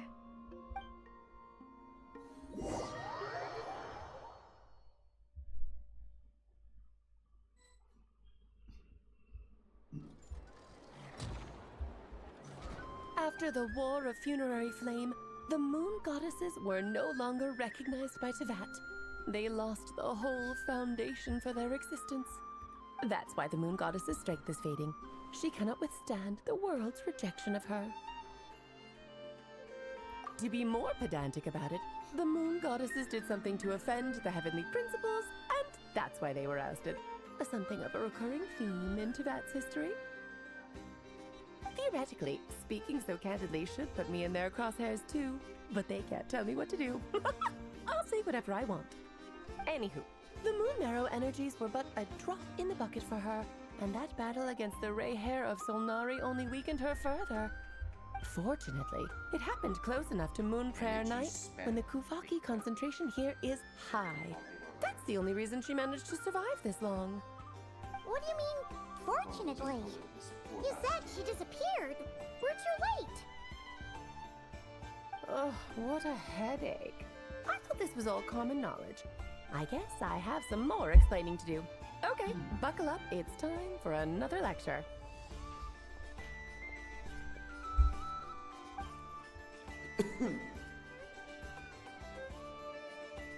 Now, I said earlier that the Moon Goddesses lost the foundation for their existence. The reason for that has to do with the natural order. Basically, the rationale for their existence in Tevat was lost. The same logic applies to the present Moon Goddess too. Consider her existence so far. Her comrades in the Fatui called her Damselette, and she was worshipped as Kutar by the Frost Moon Scions. But these connections have now been severed, whether by her hand or yours. So, the rationale that once sustained her existence is now gone. Wait, we did that to her? Oh, well, strictly speaking, yes. But let's not start pointing fingers, shall we? I'll only end up as the big bad villain, and that's not the kind of final boss I want to be.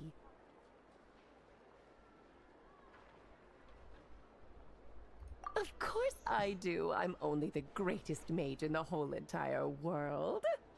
Now, if you wish to find your Moon Goddess, there are 2 problems we need to solve. Firstly, we'll need to strengthen the connection between her and Tevat, at least enough to sustain her until Moon Prayer Night. Strengthen her connection. But does that mean I'll have to rally all the Frost Moon faithful behind this? I'm afraid a bygone faith and a former home won't be of any help to her now. Do you know her name? Her name? Oh, yes. Names are very important things. A name is a fundamental concept.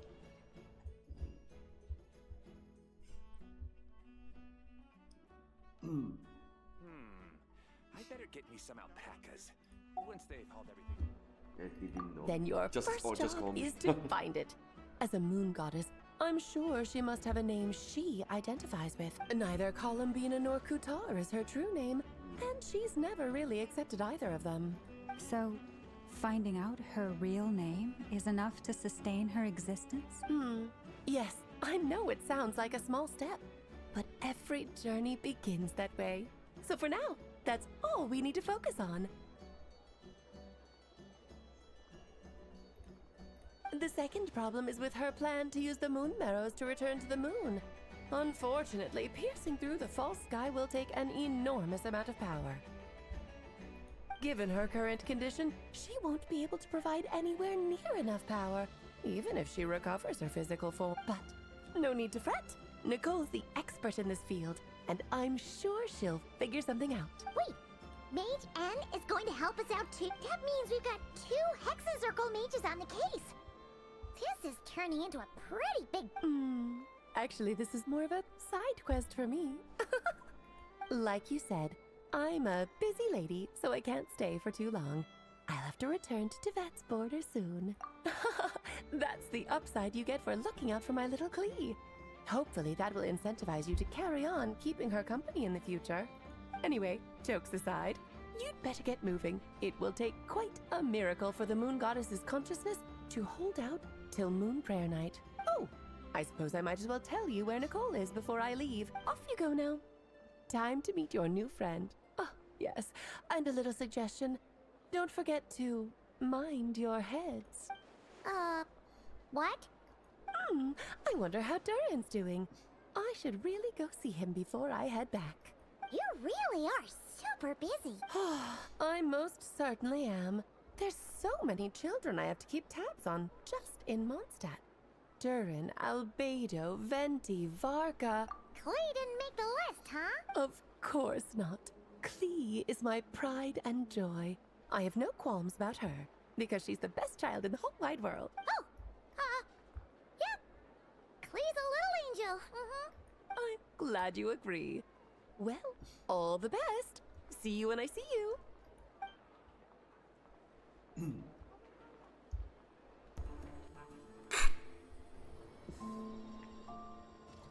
Sorry for offering. What a lively place. I've never experienced Nasha Town like this before. Hey, you old geezer! Your hammer's rusted through! Who are you calling old geezer? Are they quarreling? I'm looking right at him! You've really gone downhill since giving your daughter free reign in the workshop. Can you even swing a hammer anymore? It shouldn't take you days just to fix a single chip. You might as well use that hammer to massage my back for all the good it's doing. Don't run your mouth, or you'll get a back massage that'll put you in bed for the rest of your life. Look, the materials haven't arrived yet, all right? You know how busy it gets in the days before moon prayer night. I'll bet you send all the materials to your little princess. Blood's always thicker than water, huh? All right, you've made your point, Uncle Koski. As soon as the materials arrive, fixing your chair will be the #1 priority. And Dad, if you've got time to chat, why don't you lend me a hand? See? Lolka knows what the score is. I guess they're friends. But the way they spoke to each other was so ugly. Then it's again, family. it wouldn't be the first time I've seen something like this. Columbina! Sing outside my door in the middle of the night one more time, and I'll unscrew your vocal cords. You hear me? Oh, Zandrone. So that was her way of trying to be friends with me. What a pity. I won't get the chance to say any ugly things in reply.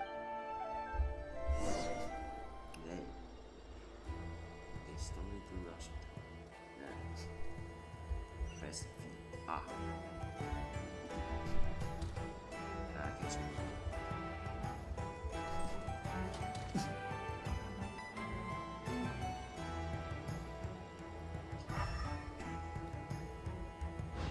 You can use elemental fish.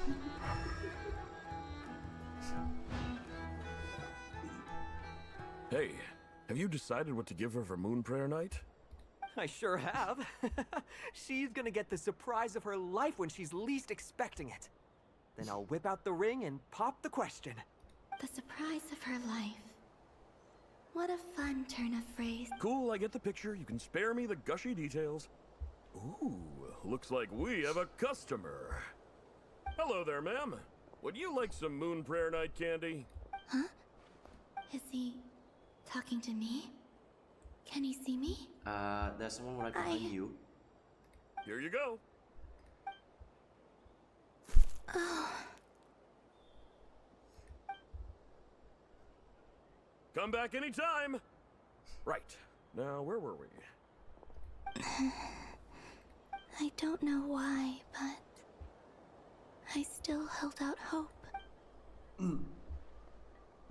Because last time you were here in the physical form. The most important thing right now is to find that mage. This name thing seems super important too.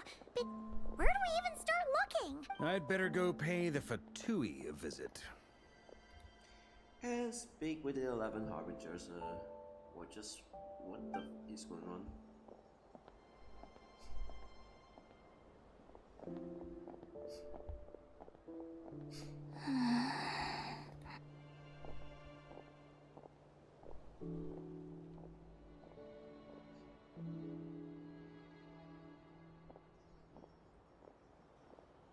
Columbina?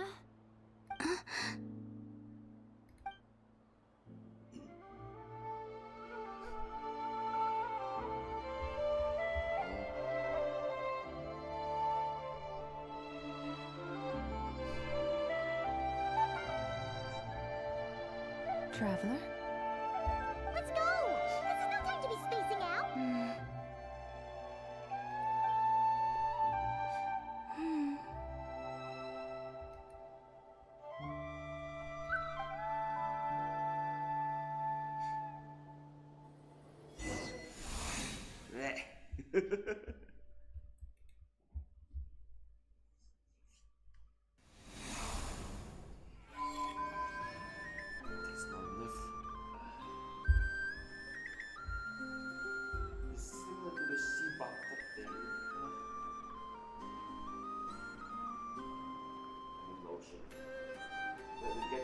My skin. This is the condition of this gentlemen.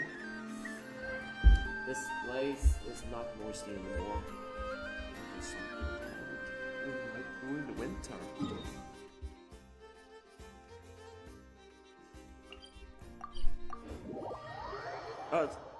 You say I'm gonna catch a cold during the winter? No, I don't, because I have enough medicine to prepare. Every time when I enter the the winter it's not Exodus, by the way. In winter equinox, I better prepare some medicine and some vitamins to survive the winter. Despite, of course, in Indonesia, we're always getting rain, not snow. And yeah, that's the point. And then when they get cold.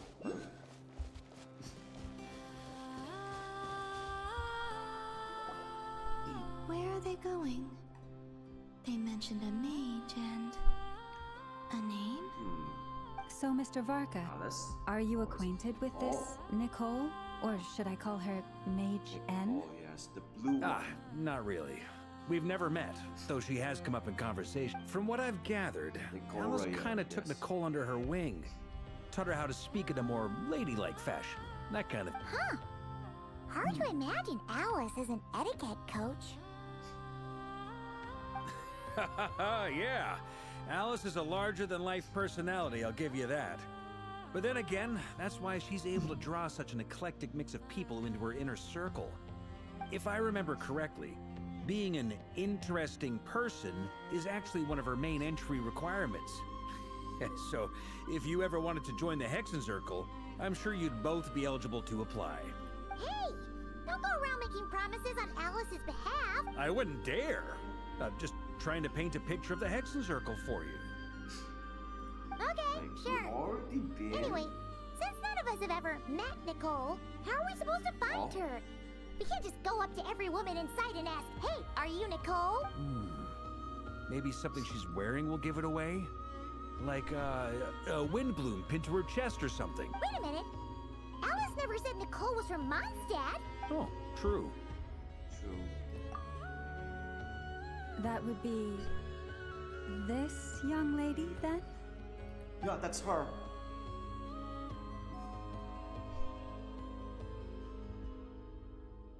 Hey Does she there. have a vision? Sorry to disturb you, but are you Miss Nicole? Varka, Knight of Boreas of the Knights of Favonius. Alice might have mentioned me before. Have we got the wrong person? Sorry. Well, this is awkward. I want that's Nicole. Yes. When I shook my head, I meant, no, Alice hasn't mentioned you before. Huh? Where is this voice coming from? My apologies. For certain reasons, I am unable to speak. This is the only way I can communicate with you. It might take some getting used to, but I hope you can understand. Hey, it's fine. I'm more shocked by the fact that Alice never speaks about me. As for you two, we have crossed paths twice before, but it is nonetheless a pleasure to finally meet you. It's really you! Thanks for all your guidance in the past! You're quite welcome. This time, things are different. We have reached the unwritten pages of the story. You might say that we stand at the crossroads of fate.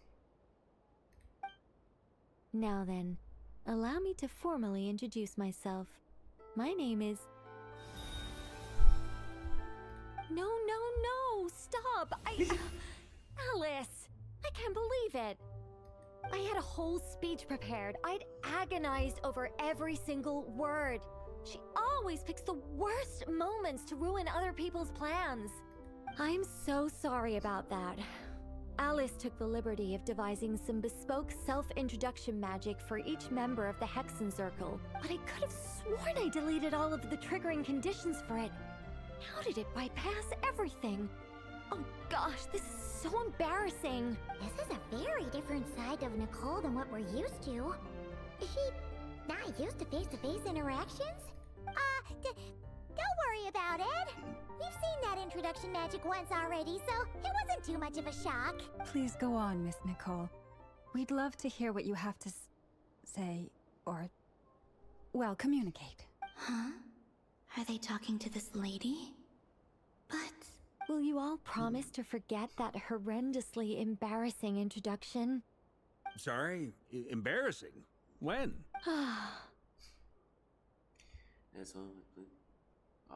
Yes. My name is Nicole, and I am one of a very few angels who have retained both their preferred form and their power. The Traveler and Paimon should be no strangers to this concept. There is another of our kind in Natlan. They call her the Lord of the Night. Right! Paimon remembers her! Yes. Well, I have retained more of my power than she. It's because I don't have a long-term duty to fulfill.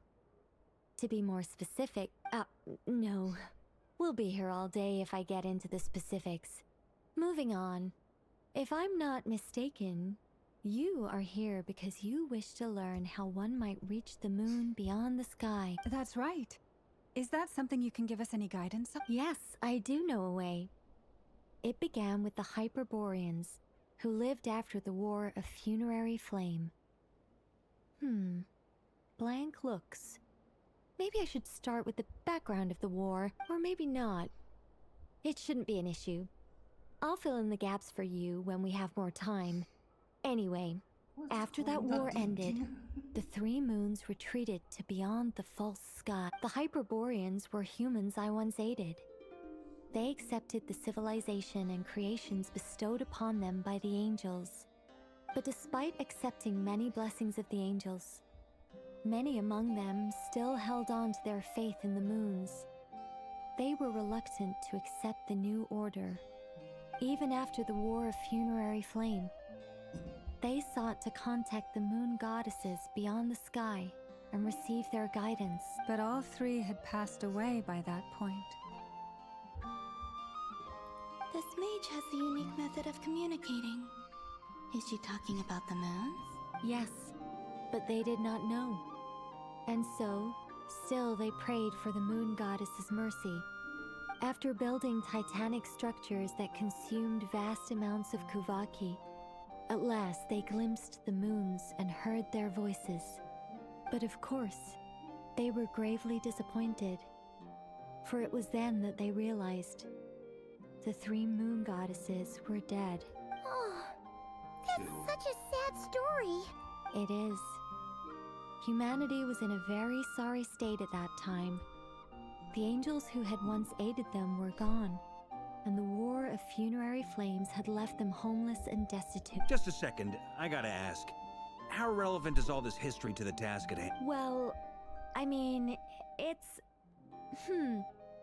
Okay, it seems we've drifted into irrelevant narrative water. It's been a while since I've had the chance to speak inside someone's head. As soon as I got started, I lost control, and the words just flowed out like a waterfall. What I'm trying to say is... Right, yes, that's it. The relevant part is the ritual created by the Hyperboreans.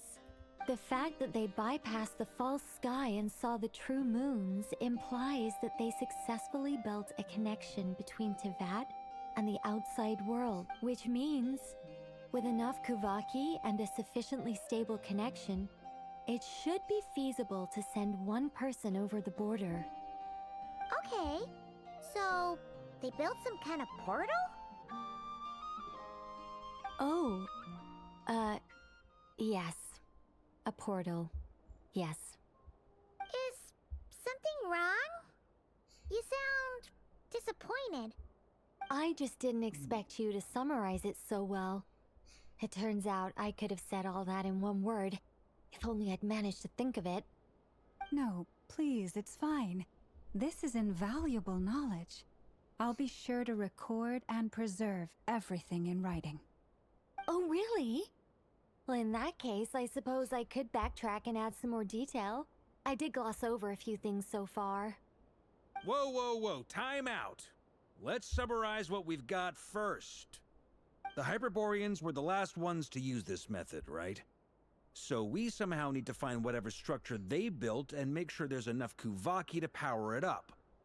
Luckily, we have the moon marrow of both the eternal and iridescent moons, so we're all good for Kuvaki. Which means the key issue we need to focus on is finding the place.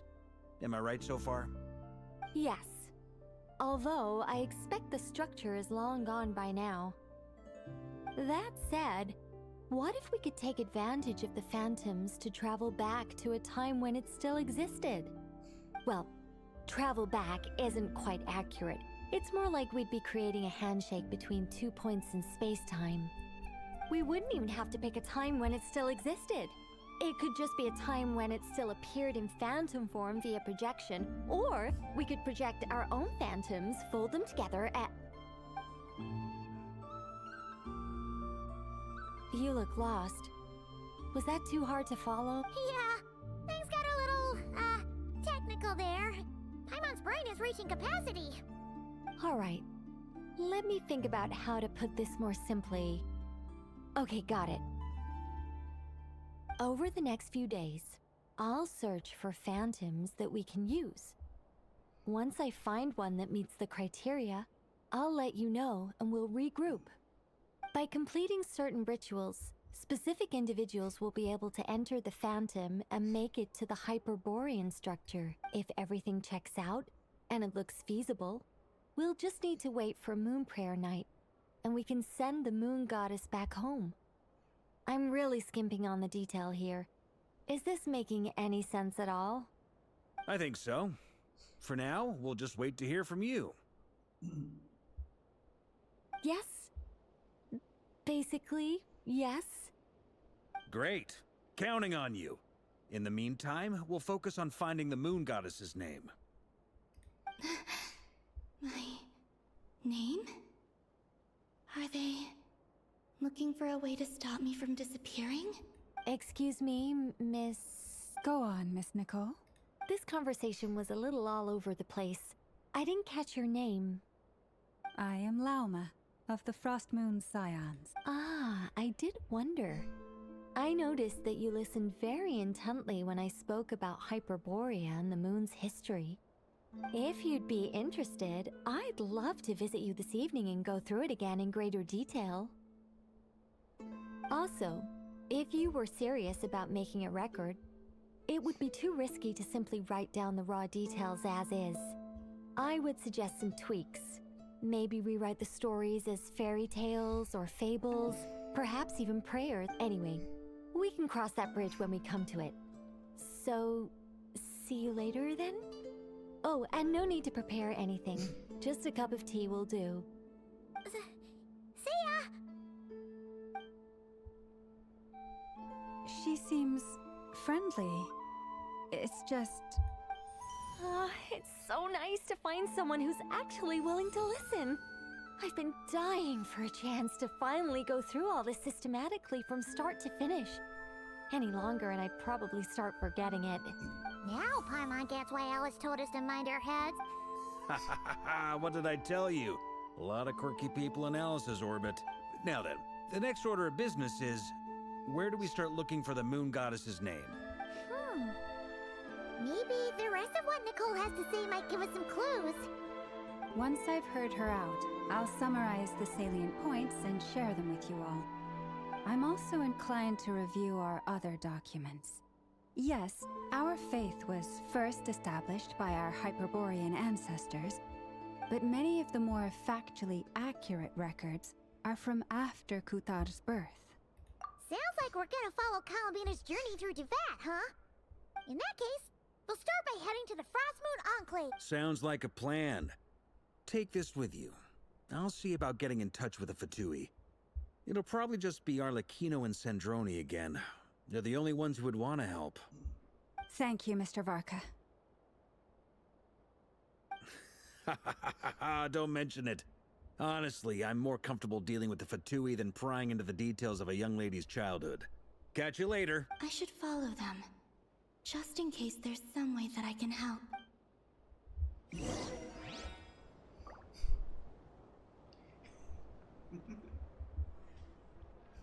Telepathy. Telepathy. You know. I think it's probably a bit cliche when it comes to the telepathy. I mean, take a look at some of the characters. What makes the purpose of telepathy? Take a hearing. Some of the characters don't even talk. Look, let's just wait.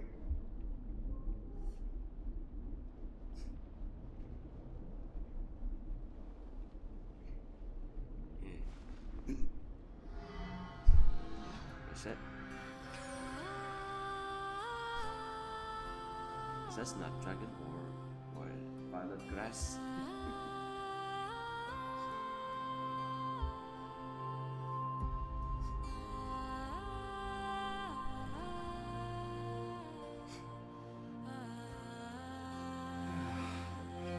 When on the road, one should take ample time to pause and appreciate the wondrous scenery along the way. You're about to collapse, aren't you?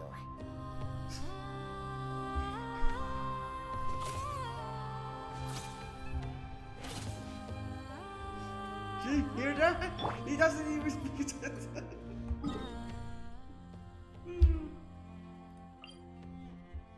Things of the Frost Moon.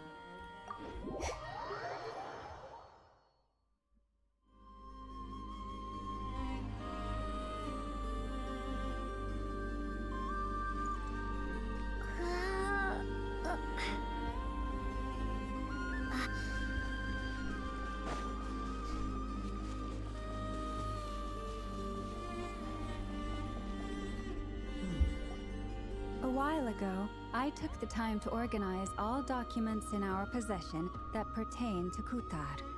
What you see here is the material I consider reliable. You're saying there's unreliable material too? Yes. Most of the information we have was transmitted through an oral tradition, Inevitably, some of her stories were mythologized and deified over the years through countless retellings. That's why I organized them into reliable and unreliable. There's no sense seeking answers in history unless we can ensure the veracity of the historical record. Makes sense. All right, let's take a look through.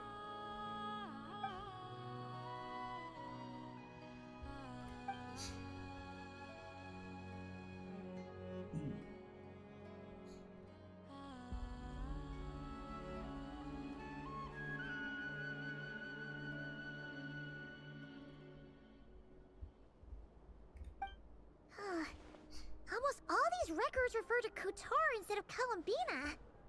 Although neither of those is her real name. Paimon's not sure what point she's trying to make. What we can gather from these records is that the Frostmoon Scions worshipped her as a god, placing impossible expectations upon her. I cannot fault them for their earnest faith, but for all their devotion, worshipping her day in, day out changed nothing. I imagine that none of it resonated with Columbina. It wouldn't surprise me if, even back then, she had already begun to reject the name Kutar and everything it represented. Lama speaks the truth. When I heard them call upon Kutar with hope and expectation in their voices, they may as well have been calling upon somebody else.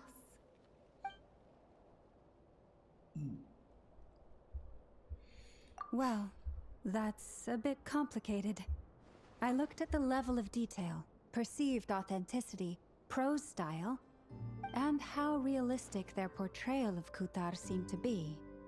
Amongst the Frostmoon Scions of today, only I know of her existence, and I alone have spoken to her face to face. As such, I know that there are certain things she simply would never do. That being said, I have sensed some changes in her lately. Changes? Me? Seems like this is getting us nowhere. For what it's worth, why don't we check the unreliable sources too? Sure. Give me a moment.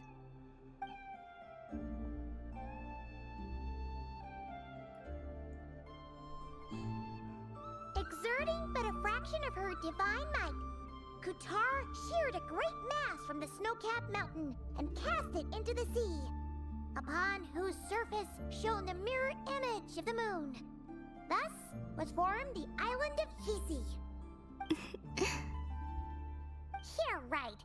That doesn't even begin to pass the sniff test. The 3 moons are naught but lies through and through. Only one moon has ever shone for us, and Kutar is her name. The vast majority of ancient texts are filled with fanciful tales like these. I trust you understand my criteria a little better now. Kutar did not speak, merely gazing into the distance in silence. And where her gaze landed, this was her prophecy. Clearly, whoever wrote this text never even met Kutar. Otherwise, they'd know that her eyes are always closed. What about you, Traveler? What are you reading? Come on, let Paimon see. The child wished to build a wooden nest with which to shield a fledgling bird from the cold. But being so young and lacking in strength, the child could not snap the branches from the trees. Kutar was passing by. Upon seeing the child, she summoned forth the Kuhenki, who built a beautiful nest for the child. I remember that. Not knowing the meaning of Kutar's divine intervention, the child dared not to respond, and thus ran home to call their parents. But Kutar was gone. The Moon Chanter declared the event a miracle and took the nest as a relic, placing it on high for all to see. The child was named as one favored by the goddess and was greatly respected amongst the people. Yet, no further miracles were bestowed, and this matter was forgotten in but a few years. Huh. Any thoughts after reading that?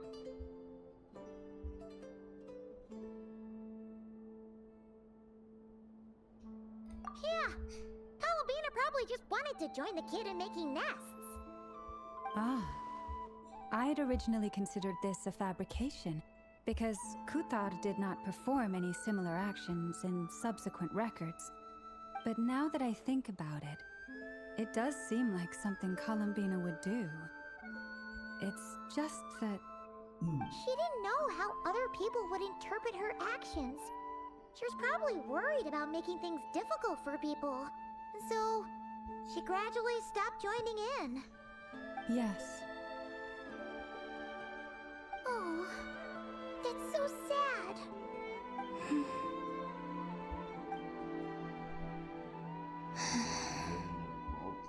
And now, I can make no such gestures of warmth.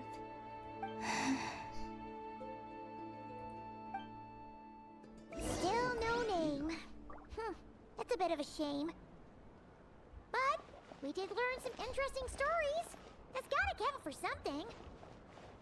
Barca said he was gonna set up a meeting with Arlecchino and Sandrone, right?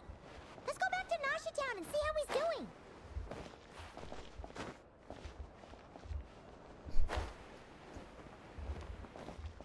Prices like these are just outrageous.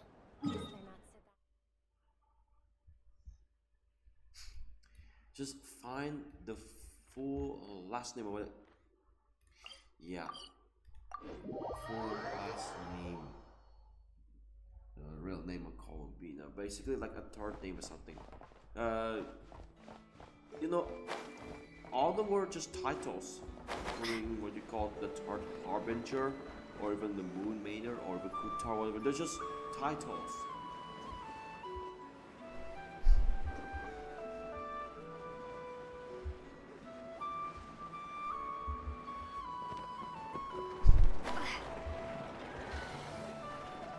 Let's see.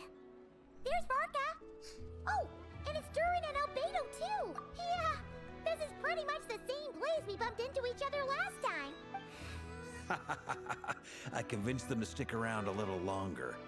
We were all waiting on people, so I figured having a little company would help pass the time. Ah, so you've been waiting for us? Does this mean that you've already arranged things with the Fatui? Sure does. Now you're back, we can go meet up with them together. How'd your investigation of the Frost Moon Enclave go? Well, we didn't find out Columbina's true name.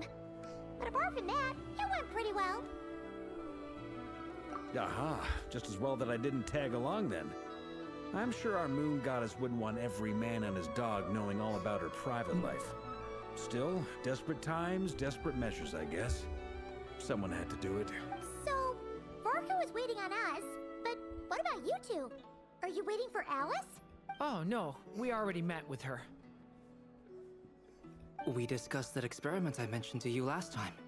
Oh, and she also handed me this communication device.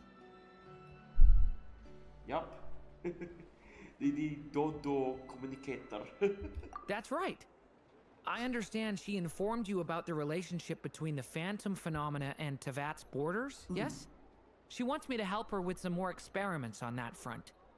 She said that she'll contact me through this device with more information. Ah, I see.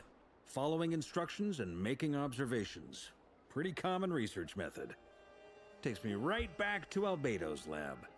Wait, then who exactly are you meeting? Someone you know. Albedo's met him too. But I don't think Miss Lauma or the Grand Master have been introduced. Introductions are overrated. Especially in cases like this. It's you! So? It's not like the academia has prohibitions against going abroad. Also, I applied for leave. I've been writing to Hat Guy since obtaining a human form. I've already brought him up to speed on everything that's been going on in Nodcry. Hat Guy? Turns out, I actually have heard that name before. Oh? Then why did you react the same way I did? I only knew the name, not the fella. But since we're all here, let's do some introductions for what it's worth. I'm Varka, Grand Master of the Knights of Favonius. Lauma, Moon Chanter of the Frost Moon Scions. And I'm a Driosh from the Vahumana Darshan of the Sumero Academia. guy. Yeah. Formerly known as the Sixth Harbinger and also currently one of the sages of Bure. You can recall that. Good to see you again, Mr. Guy. I believe we last saw each other on the boat ride here. On the boat? You mean, the Sumo Anka, yes. Mind you, the only reason I came here is because there's someone I want to look into. Who's that? The Doctor, also known as Dottore, second of the Fatui Harbingers. Him again. From the tone of your voice, it sounds like there's bad blood between you. I was reviewing our archives and noticed that a lot of information about him was missing. Left a bad taste in my mouth. That's all there is to it. Dottore, or Zondik, as he was then known, once studied at the Academia, but he got kicked out before he could graduate.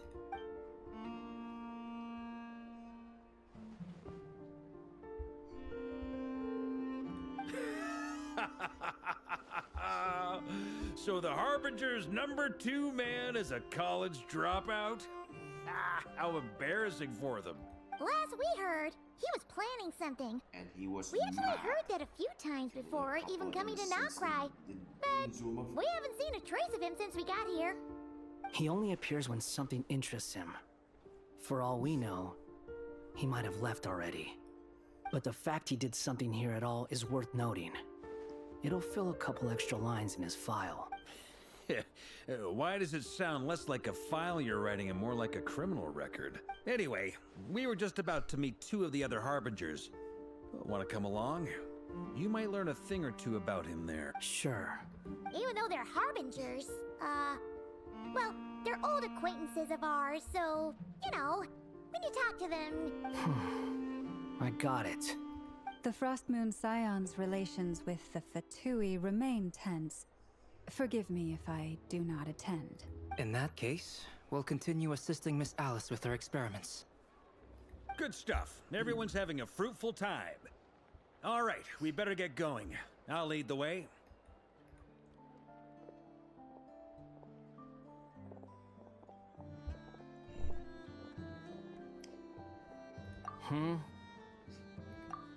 Well, yeah, that's obviously part of it.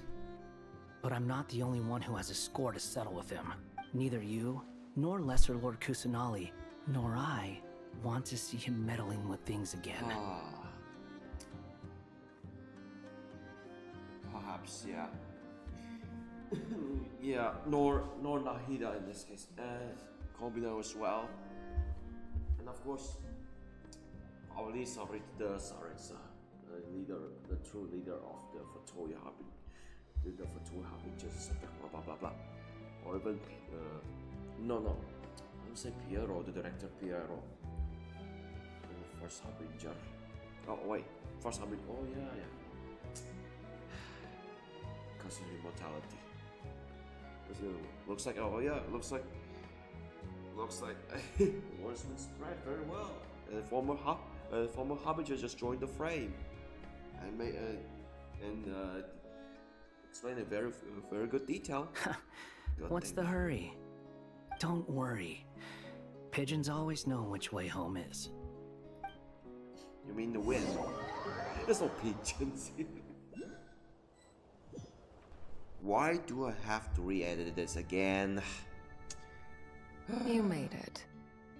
Who is this? A scholar from Sumeru. They call him Hat Guy. He's an old friend of the Travelers. Wait, this is the Academia representative you wrote about? He doesn't exactly look the part. I believe this will prove my identity. You'll notice it bears the seal of the Sanctuary of Surasthana. Well, what do you know? So it does. All right then.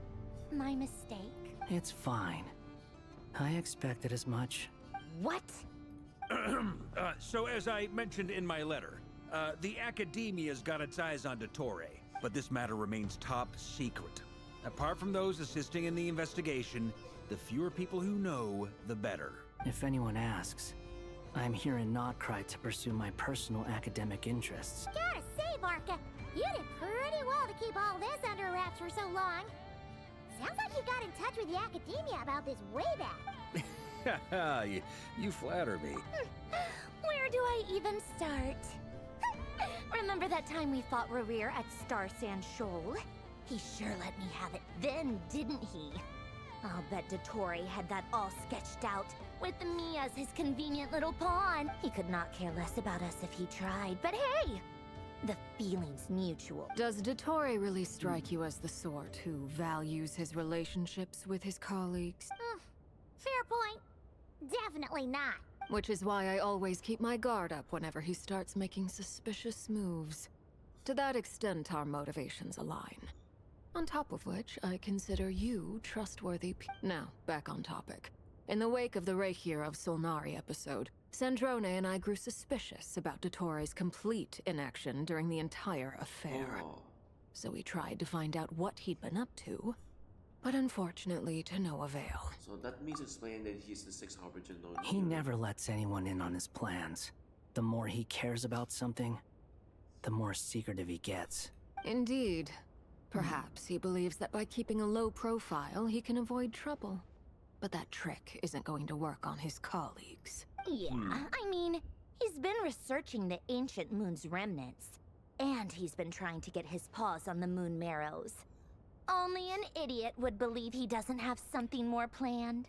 He's With actually this in mad. mind, I returned to Snezhnaya and relayed my thoughts to Her Majesty the Tsaritsa, entreating her to have him recalled. That's pretty direct.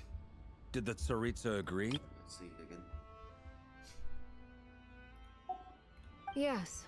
I made it abundantly clear that the Fatui's business in Nodcry is almost concluded, and we do not need 3 harbingers in this territory. Her Majesty concurred. Accordingly, Dottore has returned at her orders. I imagine he is continuing with experiments, which no one besides he would ever have any interest in. Common sense might mean nothing to him, but he's not stupid. He knows that no good can come from opposing the Tsaritsa. Smarts alone won't get him all the way. He needs the Rooster's resources and Regrator's Mora, both of which the Tsaritsa can strip from him by waggling a finger. But doesn't he have a track record of publicly following orders while going against them in private? He probably has it down to a fine art by now. Wouldn't put it past him. We worked together on a research project once. Only briefly, but it was enough to show me that we're fundamentally different people. He has no interest in doing things methodically, stage by stage. His thoughts jump all over the place, and the moment his curiosity is satisfied, or he gets the results he wants, he disappears. So what happened in Sumeru? Like, he's left Sumeru. He stayed in Sumeru. Wanting more clones of yourself. The only similarity we share is that once we set our minds on doing something, we will see it done, whatever it takes. Oh, we definitely saw some of that in your battle with Rerir.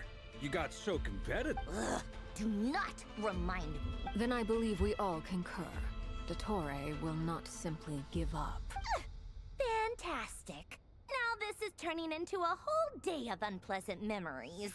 Ugh. Are you talking about the moon marrow stuff? He also strikes me as the kind of person to disregard experimental regulations, ruin all the equipment, and go way over budget. Then leave the first person he can find to deal with the fallout. Exactly. This one time, he was running some high-temperature experiment and the substance exploded. But does he care? No. He orders his subordinates to open the device so he can observe the results, which causes the gas inside to leak out. That gas was poisonous! If I hadn't been there, who knows how many people might have died? And after all that, he left, while I was still cleaning up after his mess. What a waste of time, he said. A waste of time? The nerve! He wasted my time!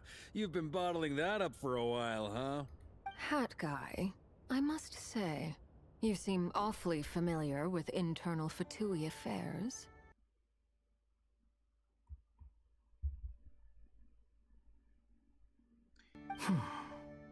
Thank you, Lady Harbingers, for providing such valuable information. I have no other questions for now, so I'll be on my way. Wait, what? You're just gonna leave? You're welcome to join if you want. Ugh. Just when Paimon thought he'd finally mellowed out. He makes quite the impression. I'll say. I've met tons of headstrong people, but not many of them would join me in bad-mouthing the tourists.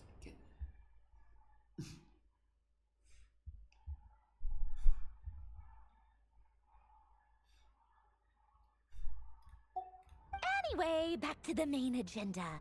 Barca, you said that Columbina has gone missing?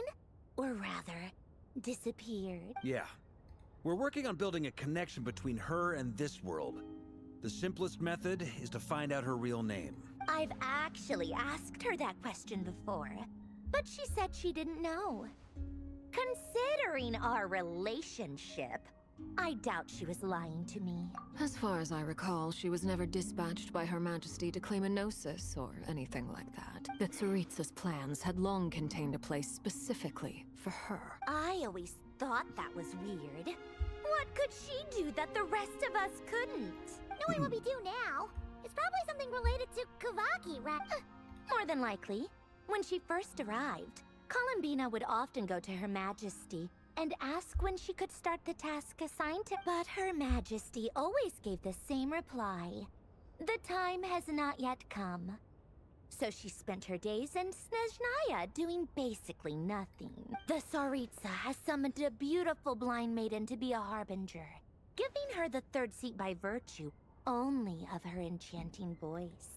It was a dumb and stupid rumor, but the reality of the situation made it hard to refute. And what happened after that? I imagine she stopped caring. She no longer seemed to care why she had been recruited. And Her Majesty never gave her any missions. So she just continued to sing in the flower garden. For my part, I was busy. So busy, in fact, that watching someone be that idol had me fuming. But still, I got the sense that she had long been used to a life of other people claiming she was needed when she wasn't.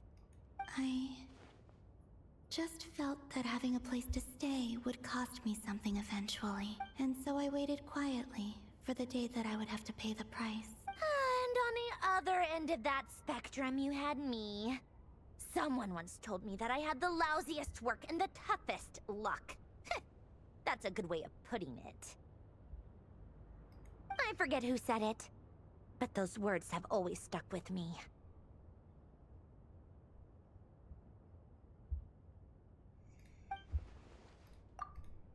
But you've done your job exceptionally well all this time.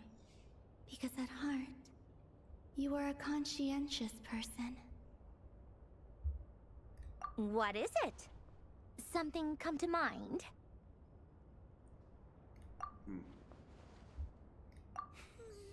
That makes sense. Nothing screams "you are needed" like your name shouted from across the town. Well, good luck with it. But if you ask me, Columbina is still the most shoutable name. I'm just so used to it now. After all the arguments we've had, I can't be bothered trying to remember another name for her. Nor I. Sandrone. Harlequino.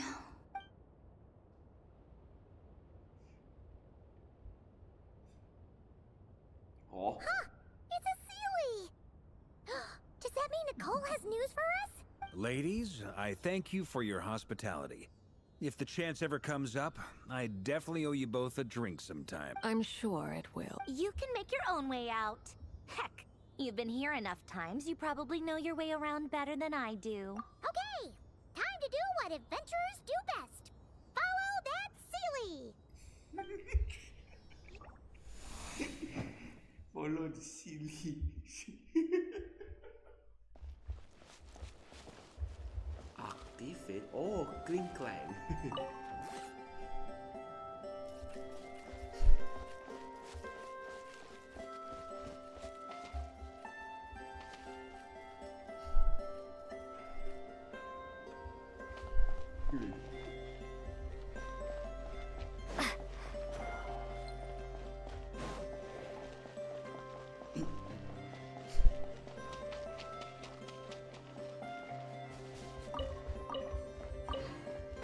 I'll cut for.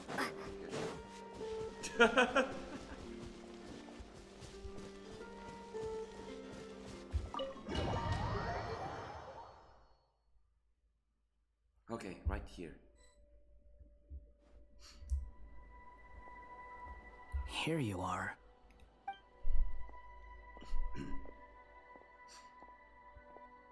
Oh, that guy. How come you're back so soon? Did things go all right with the Fatui? Fine. Dotori's been summoned home by the Tsaritsa. Couldn't get much more than that. How about you? Sent home? Any progress with the investigation? Unfortunately not. We've tried everything. Different phantoms, different locations, different points in history. But the results were the same each He's time. still here, right? Abyssal monsters roaming the land. People crying out in despair, with no hope of being rescued. Every time I see it, I can't help but think, is this what it was like in Mondstadt when Dragonspine Durin attacked? And if I fail in the task I've been given, will I create yet another tragedy? That That's wasn't just you. meaningless speculation. When we encountered similar phenomena previously, I tried to interfere with those illusions, using sounds and lights to guide them. That However, was the Valen, right? we could not change their fates. At That most, was, back we were then. able to extend their existences. No, back then was the The similar events of the concept. past are like fate that has been written into Irminsul. Nokia and was it again, Kira? There isn't a living thing in Tevat that can escape its past. But Miss Alice instructed us to try to find ways to change the outcome that these phantoms face. It's an impossible task. Can't you just refuse? Since she asked us to do this, I feel like it can't truly be impossible. Or if it is, well, mages can make the impossible possible. I could not have been born as Durin otherwise. But you also said that your past 39 attempts were fruitless. That's true. But you're still going. Yes. After this many futile attempts, surely you realize that you're not doing this because you still believe what some mage told you. It's because you want her hypothesis to come true. It's something you wish for deep inside. So, think for yourself about what you want to do. As long as you don't believe it's futile, it isn't. Yeah. Previous experience indicates that we cannot touch the phantoms, which limits the effectiveness of our interventions. If we want to clear this hurdle, we need to break this rule somehow. Same thought here. Following the same rules means repeating the same failures. Reducing ourselves to mere playthings of fate. So you mean we need to figure out a way to make contact with them despite knowing that we can't? Yes, and I suspect that's something only you are capable of. Everything in Tevat is logged in Irminsul, but the withering that once occurred in Sumeru was a sign that the Great World Tree was being corrupted. This corruption allowed things that should not have existed in Tevat to appear. This is tantamount to rewriting reality to an extent. I don't know why the You're doctor is saying explaining abyssal it. power might be able to affect those phantoms? No one's ever tried it before. If you're gonna try it, it'll take courage. And you have to be confident that you can control it. Is anyone there? Has anyone seen my daughter? She's missing. I have to find her. I hear someone inside. Spargana? Are you in there? Ah! If I can use my abyssal powers to warn him that there is danger here, maybe it'll change his decision. Maybe he'll stay away. Yes. The important thing is not the nature of the power, but rather how you use it. To intimidate and obstruct. Sounds about right for the Abyss. Well, let me try. I should be able to influence that thing. Have you seen a little girl? What? This isn't the time for that! Just run!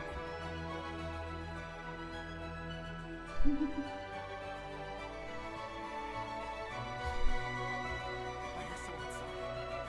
Spargana?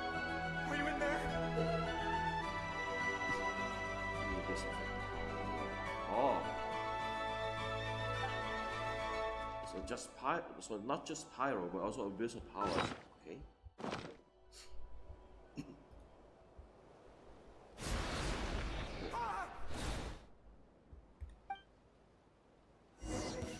Have you seen a little girl? What? This isn't the time for that! Just run! Looks like we have to protect this man. I hear someone inside. Spargana?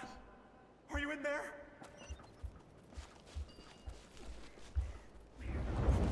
What is this? Looks dangerous. I should get out of here.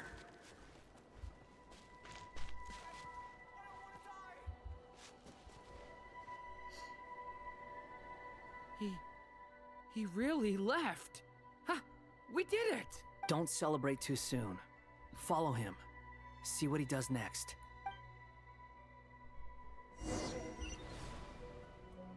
Monsters approaching from the front. You need to stop them and create an opportunity for him to hide.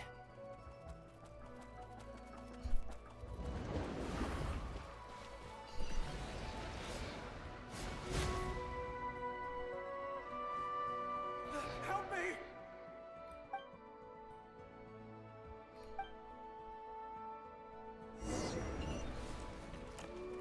Monsters approaching from the front. You need to stop them. Yeah. And create an opportunity for him to hide. I do like the wild hunting. No! There's monsters ahead!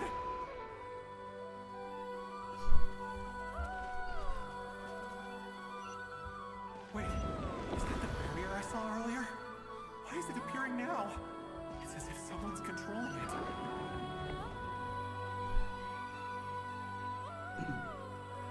The monsters are gone. Is it safe now?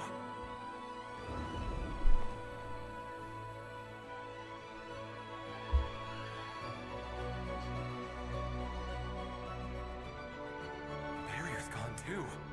How odd. Anyway, I guess I'll keep going. Quickly, let's keep up.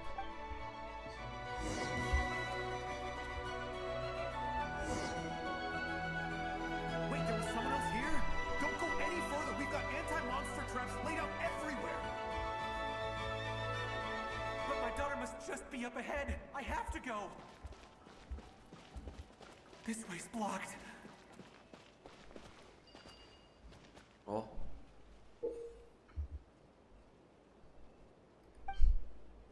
We might be able to use the explosives over there, but we need to take care not to hurt him.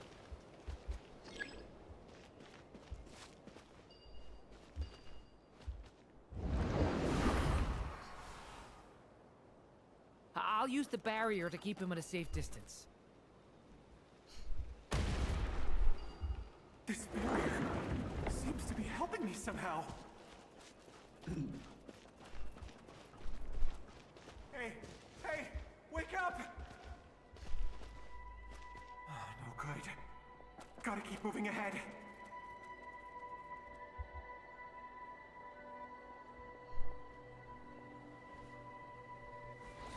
So many monsters! There's still a chance, Durin. Use the traps.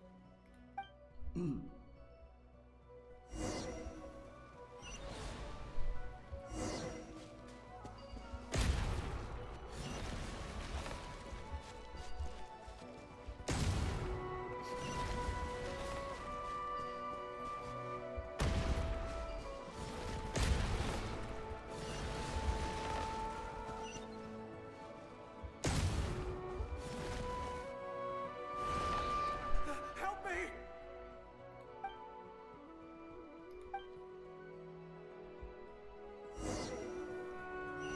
That wasn't enough powder cake.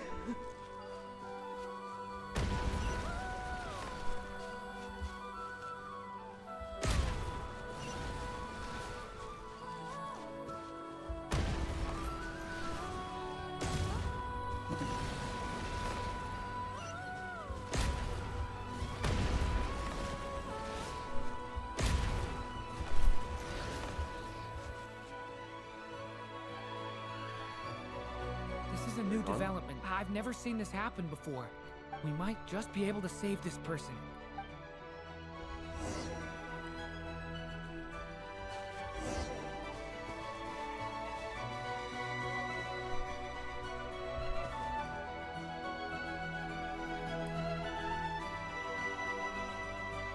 Hello there. Have you seen my daughter? Spargana's her name. She's carrying a large backpack. Get out while you still can, you fool. You won't find any survivors here. But I can't just leave her here. She must be so scared right now. Sorry. Wish I could help, but I haven't seen her. You'll just have to keep looking. Okay, thank you. If I do find her, I'll get her to shelter and come back for you.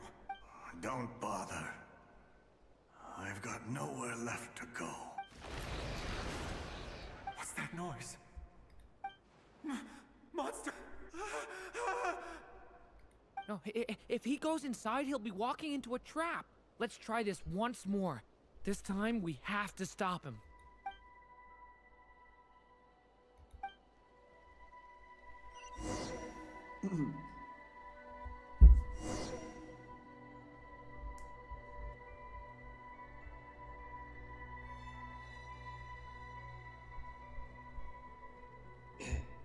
This point, well, Have you seen my daughter? Spargana's her. Get out while you this still point, can, well, you fool. you're corner. But I can't just leave her here. Okay, if I do find her, I'll get her to shelter and come back for you. Don't bother. What's that noise? Monster! No, if he goes inside, he'll be walking into a trap. Let's try this once more. This time, we have to stop him. Life bait. That's depressing. That's a life bait. Okay. Why? How will I know where Spargana's gone like this? You know what? I'll trust this strange barrier. It's got me this far after all.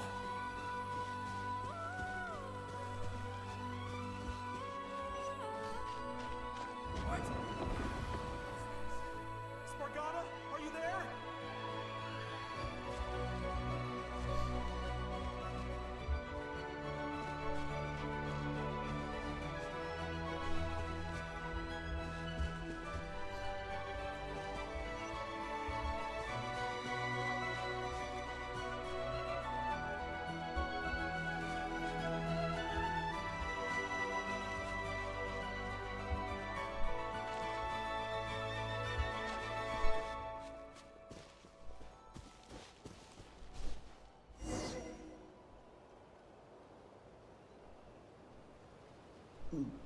Huh?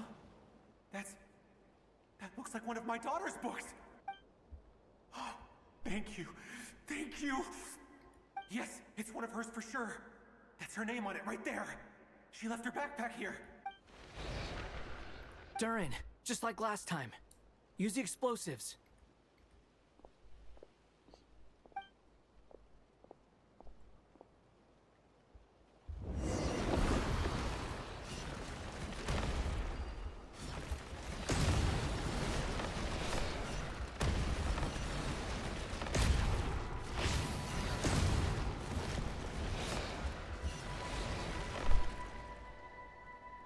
Too many of them. It won't work. There's not enough left. If he makes it in, he'll die. But then, this clue could be the key to him finding his daughter. It might not be the only one. Better he misses that clue than loses his life. I guess so.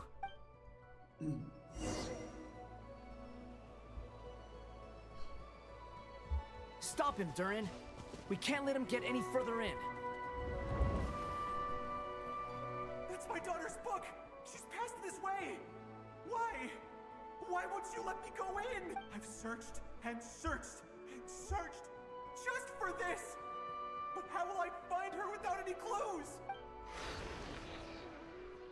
I no longer have anywhere else to go.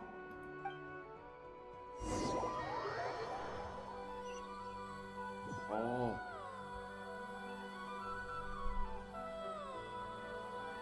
I'm sorry. I'm so sorry. He refuses to go anywhere else. Whether he opens this door or not, all that awaits him now is death. We couldn't change his fate. Albedo? Hat Guy? Let's try one more time. I don't know how we're gonna do this, but I don't want to give up either. How about we block the door in the first place? Why am I here? What's going on? All these scenes running through my head. Where are they from? Huh? What's going on? His reactions have changed. How many times have I... What's happening to me? Huh? Wait. Who are you? You can see us now? I feel like I always could, but that I only just realized you were there. I'm sorry, I don't know how to describe what I'm feeling. But you were the ones guiding me using that marked barrier, right? I haven't done anything yet, but those monsters, those deaths, they feel like memories. Like things I really did experience. I won't find my daughter. In fact, I'll ultimately die trying to find her. Isn't that right? Well, no, it isn't. Yes, it is. Even so, we're trying to find a way out of this. You've not seen my daughter either, have you? It seems she really isn't here.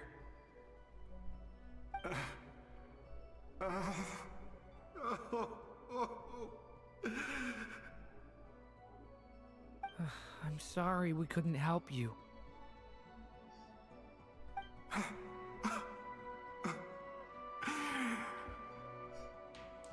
I'm just tired.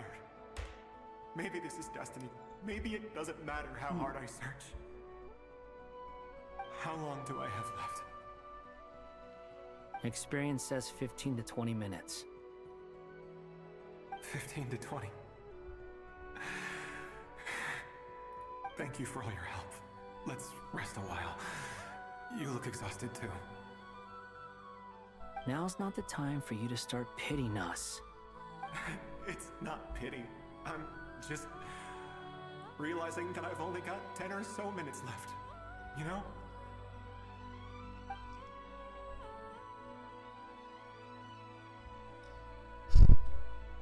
You say you're from Mondstadt, yes? A place with windmills, where people enjoy limitless freedom? And you're from Sumeru, where they've built an academy into a giant tree? Yes. It seems you've never heard of either place. Those names are unknown to me, I'm afraid. Yes. Have you heard of Hyperborea? I have, but I heard that it was destroyed in the distant past. I see. That was where my ancestors once lived. What about Delphi Pytho? Was it later rebuilt? I've never heard that name. Then what about Sal Vindagnir? I have seen that name on stone tablets on Dragonspine. But I'm afraid the only things left of that place are its ruins. I see. Sure enough, there was no way to turn this around, huh? I'm sorry. I was the one who asked to chat, but it seems like we're too many ages apart. There's barely any common ground to start from. It's all right. We did hear something new, at least. From how you speak of your lives, things must be going all right for you, I guess. They are. Mondstadt is a place of freedom and happiness. There's a lot of good people in the church and the Knights of Favonius, and even outsiders find that it's an easy place to feel at home. We have festivals a few times a year. Everyone gets together to drink, sing, and be merry. Sumeru is a lot more uptight. Not really the kind of place where you can relax. It's a nation fraught with problems wherever you look. But if all you want in life is to seek knowledge, I guess it's pretty much paradise. That's wonderful. In other words, after this all-devouring black tide passed, humanity did not merely avoid extinction, but rose to build prosperous civilizations anew. I mean, I can see you all right now. That must mean the future isn't a total mess, right? That's true. Well, time's almost up. Let's part ways, I think. Might be best if you don't waste too much. The chances are slim, I know, but I'd like to spend these last few minutes looking for Spargana. If things work out, I'd love to tell her about what I've heard. May we meet again. Well, or not, most probably. In that case, may your wishes come true.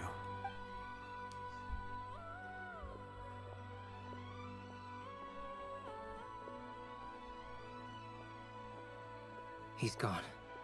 In a few minutes, he will meet the end that was his to begin with. The ending of this tale did not change, but I believe that we've just made the most progress we have yet. May your wishes come true.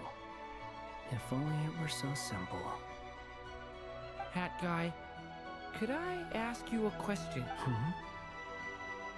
You've never talked about your past. It seems complicated, and it weighs heavily on you, too. Would you be willing to tell me about it? I mean, sometimes it's better to get things out in the open. Take that guy we try to help, for instance. At least he said goodbye with a smile. I know about Albedo's past. Our experiences are very similar, and he created me. As for you, you're my first friend, and you've witnessed every step I've taken. But by comparison, I know nothing about you. Either way, I mean, we're still best friends. But if I knew more about you, I might understand your thoughts a bit better. I've told you about myself. I'm a student at the academia. And what did you do before that? Prepared for the entrance exam? All right. If you really don't want to talk about it, I won't press you any further. I was a puppet built from the branches of a white tree, using technology left behind by the Conrian schools of mechanical engineering. A white tree? You mean an Irminsul tree? Yes. A branch of Irminsul that was once connected to the main tree. So you had a human creator too? Yeah. But my creator abandoned me after deciding that I was a failure. After that,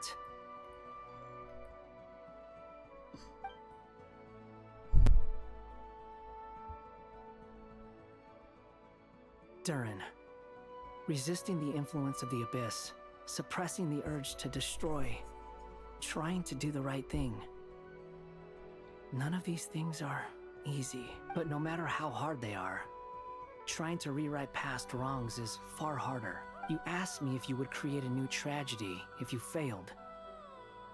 I told you there was no point speculating about that, but the real answer is, yes, you absolutely will. That guy.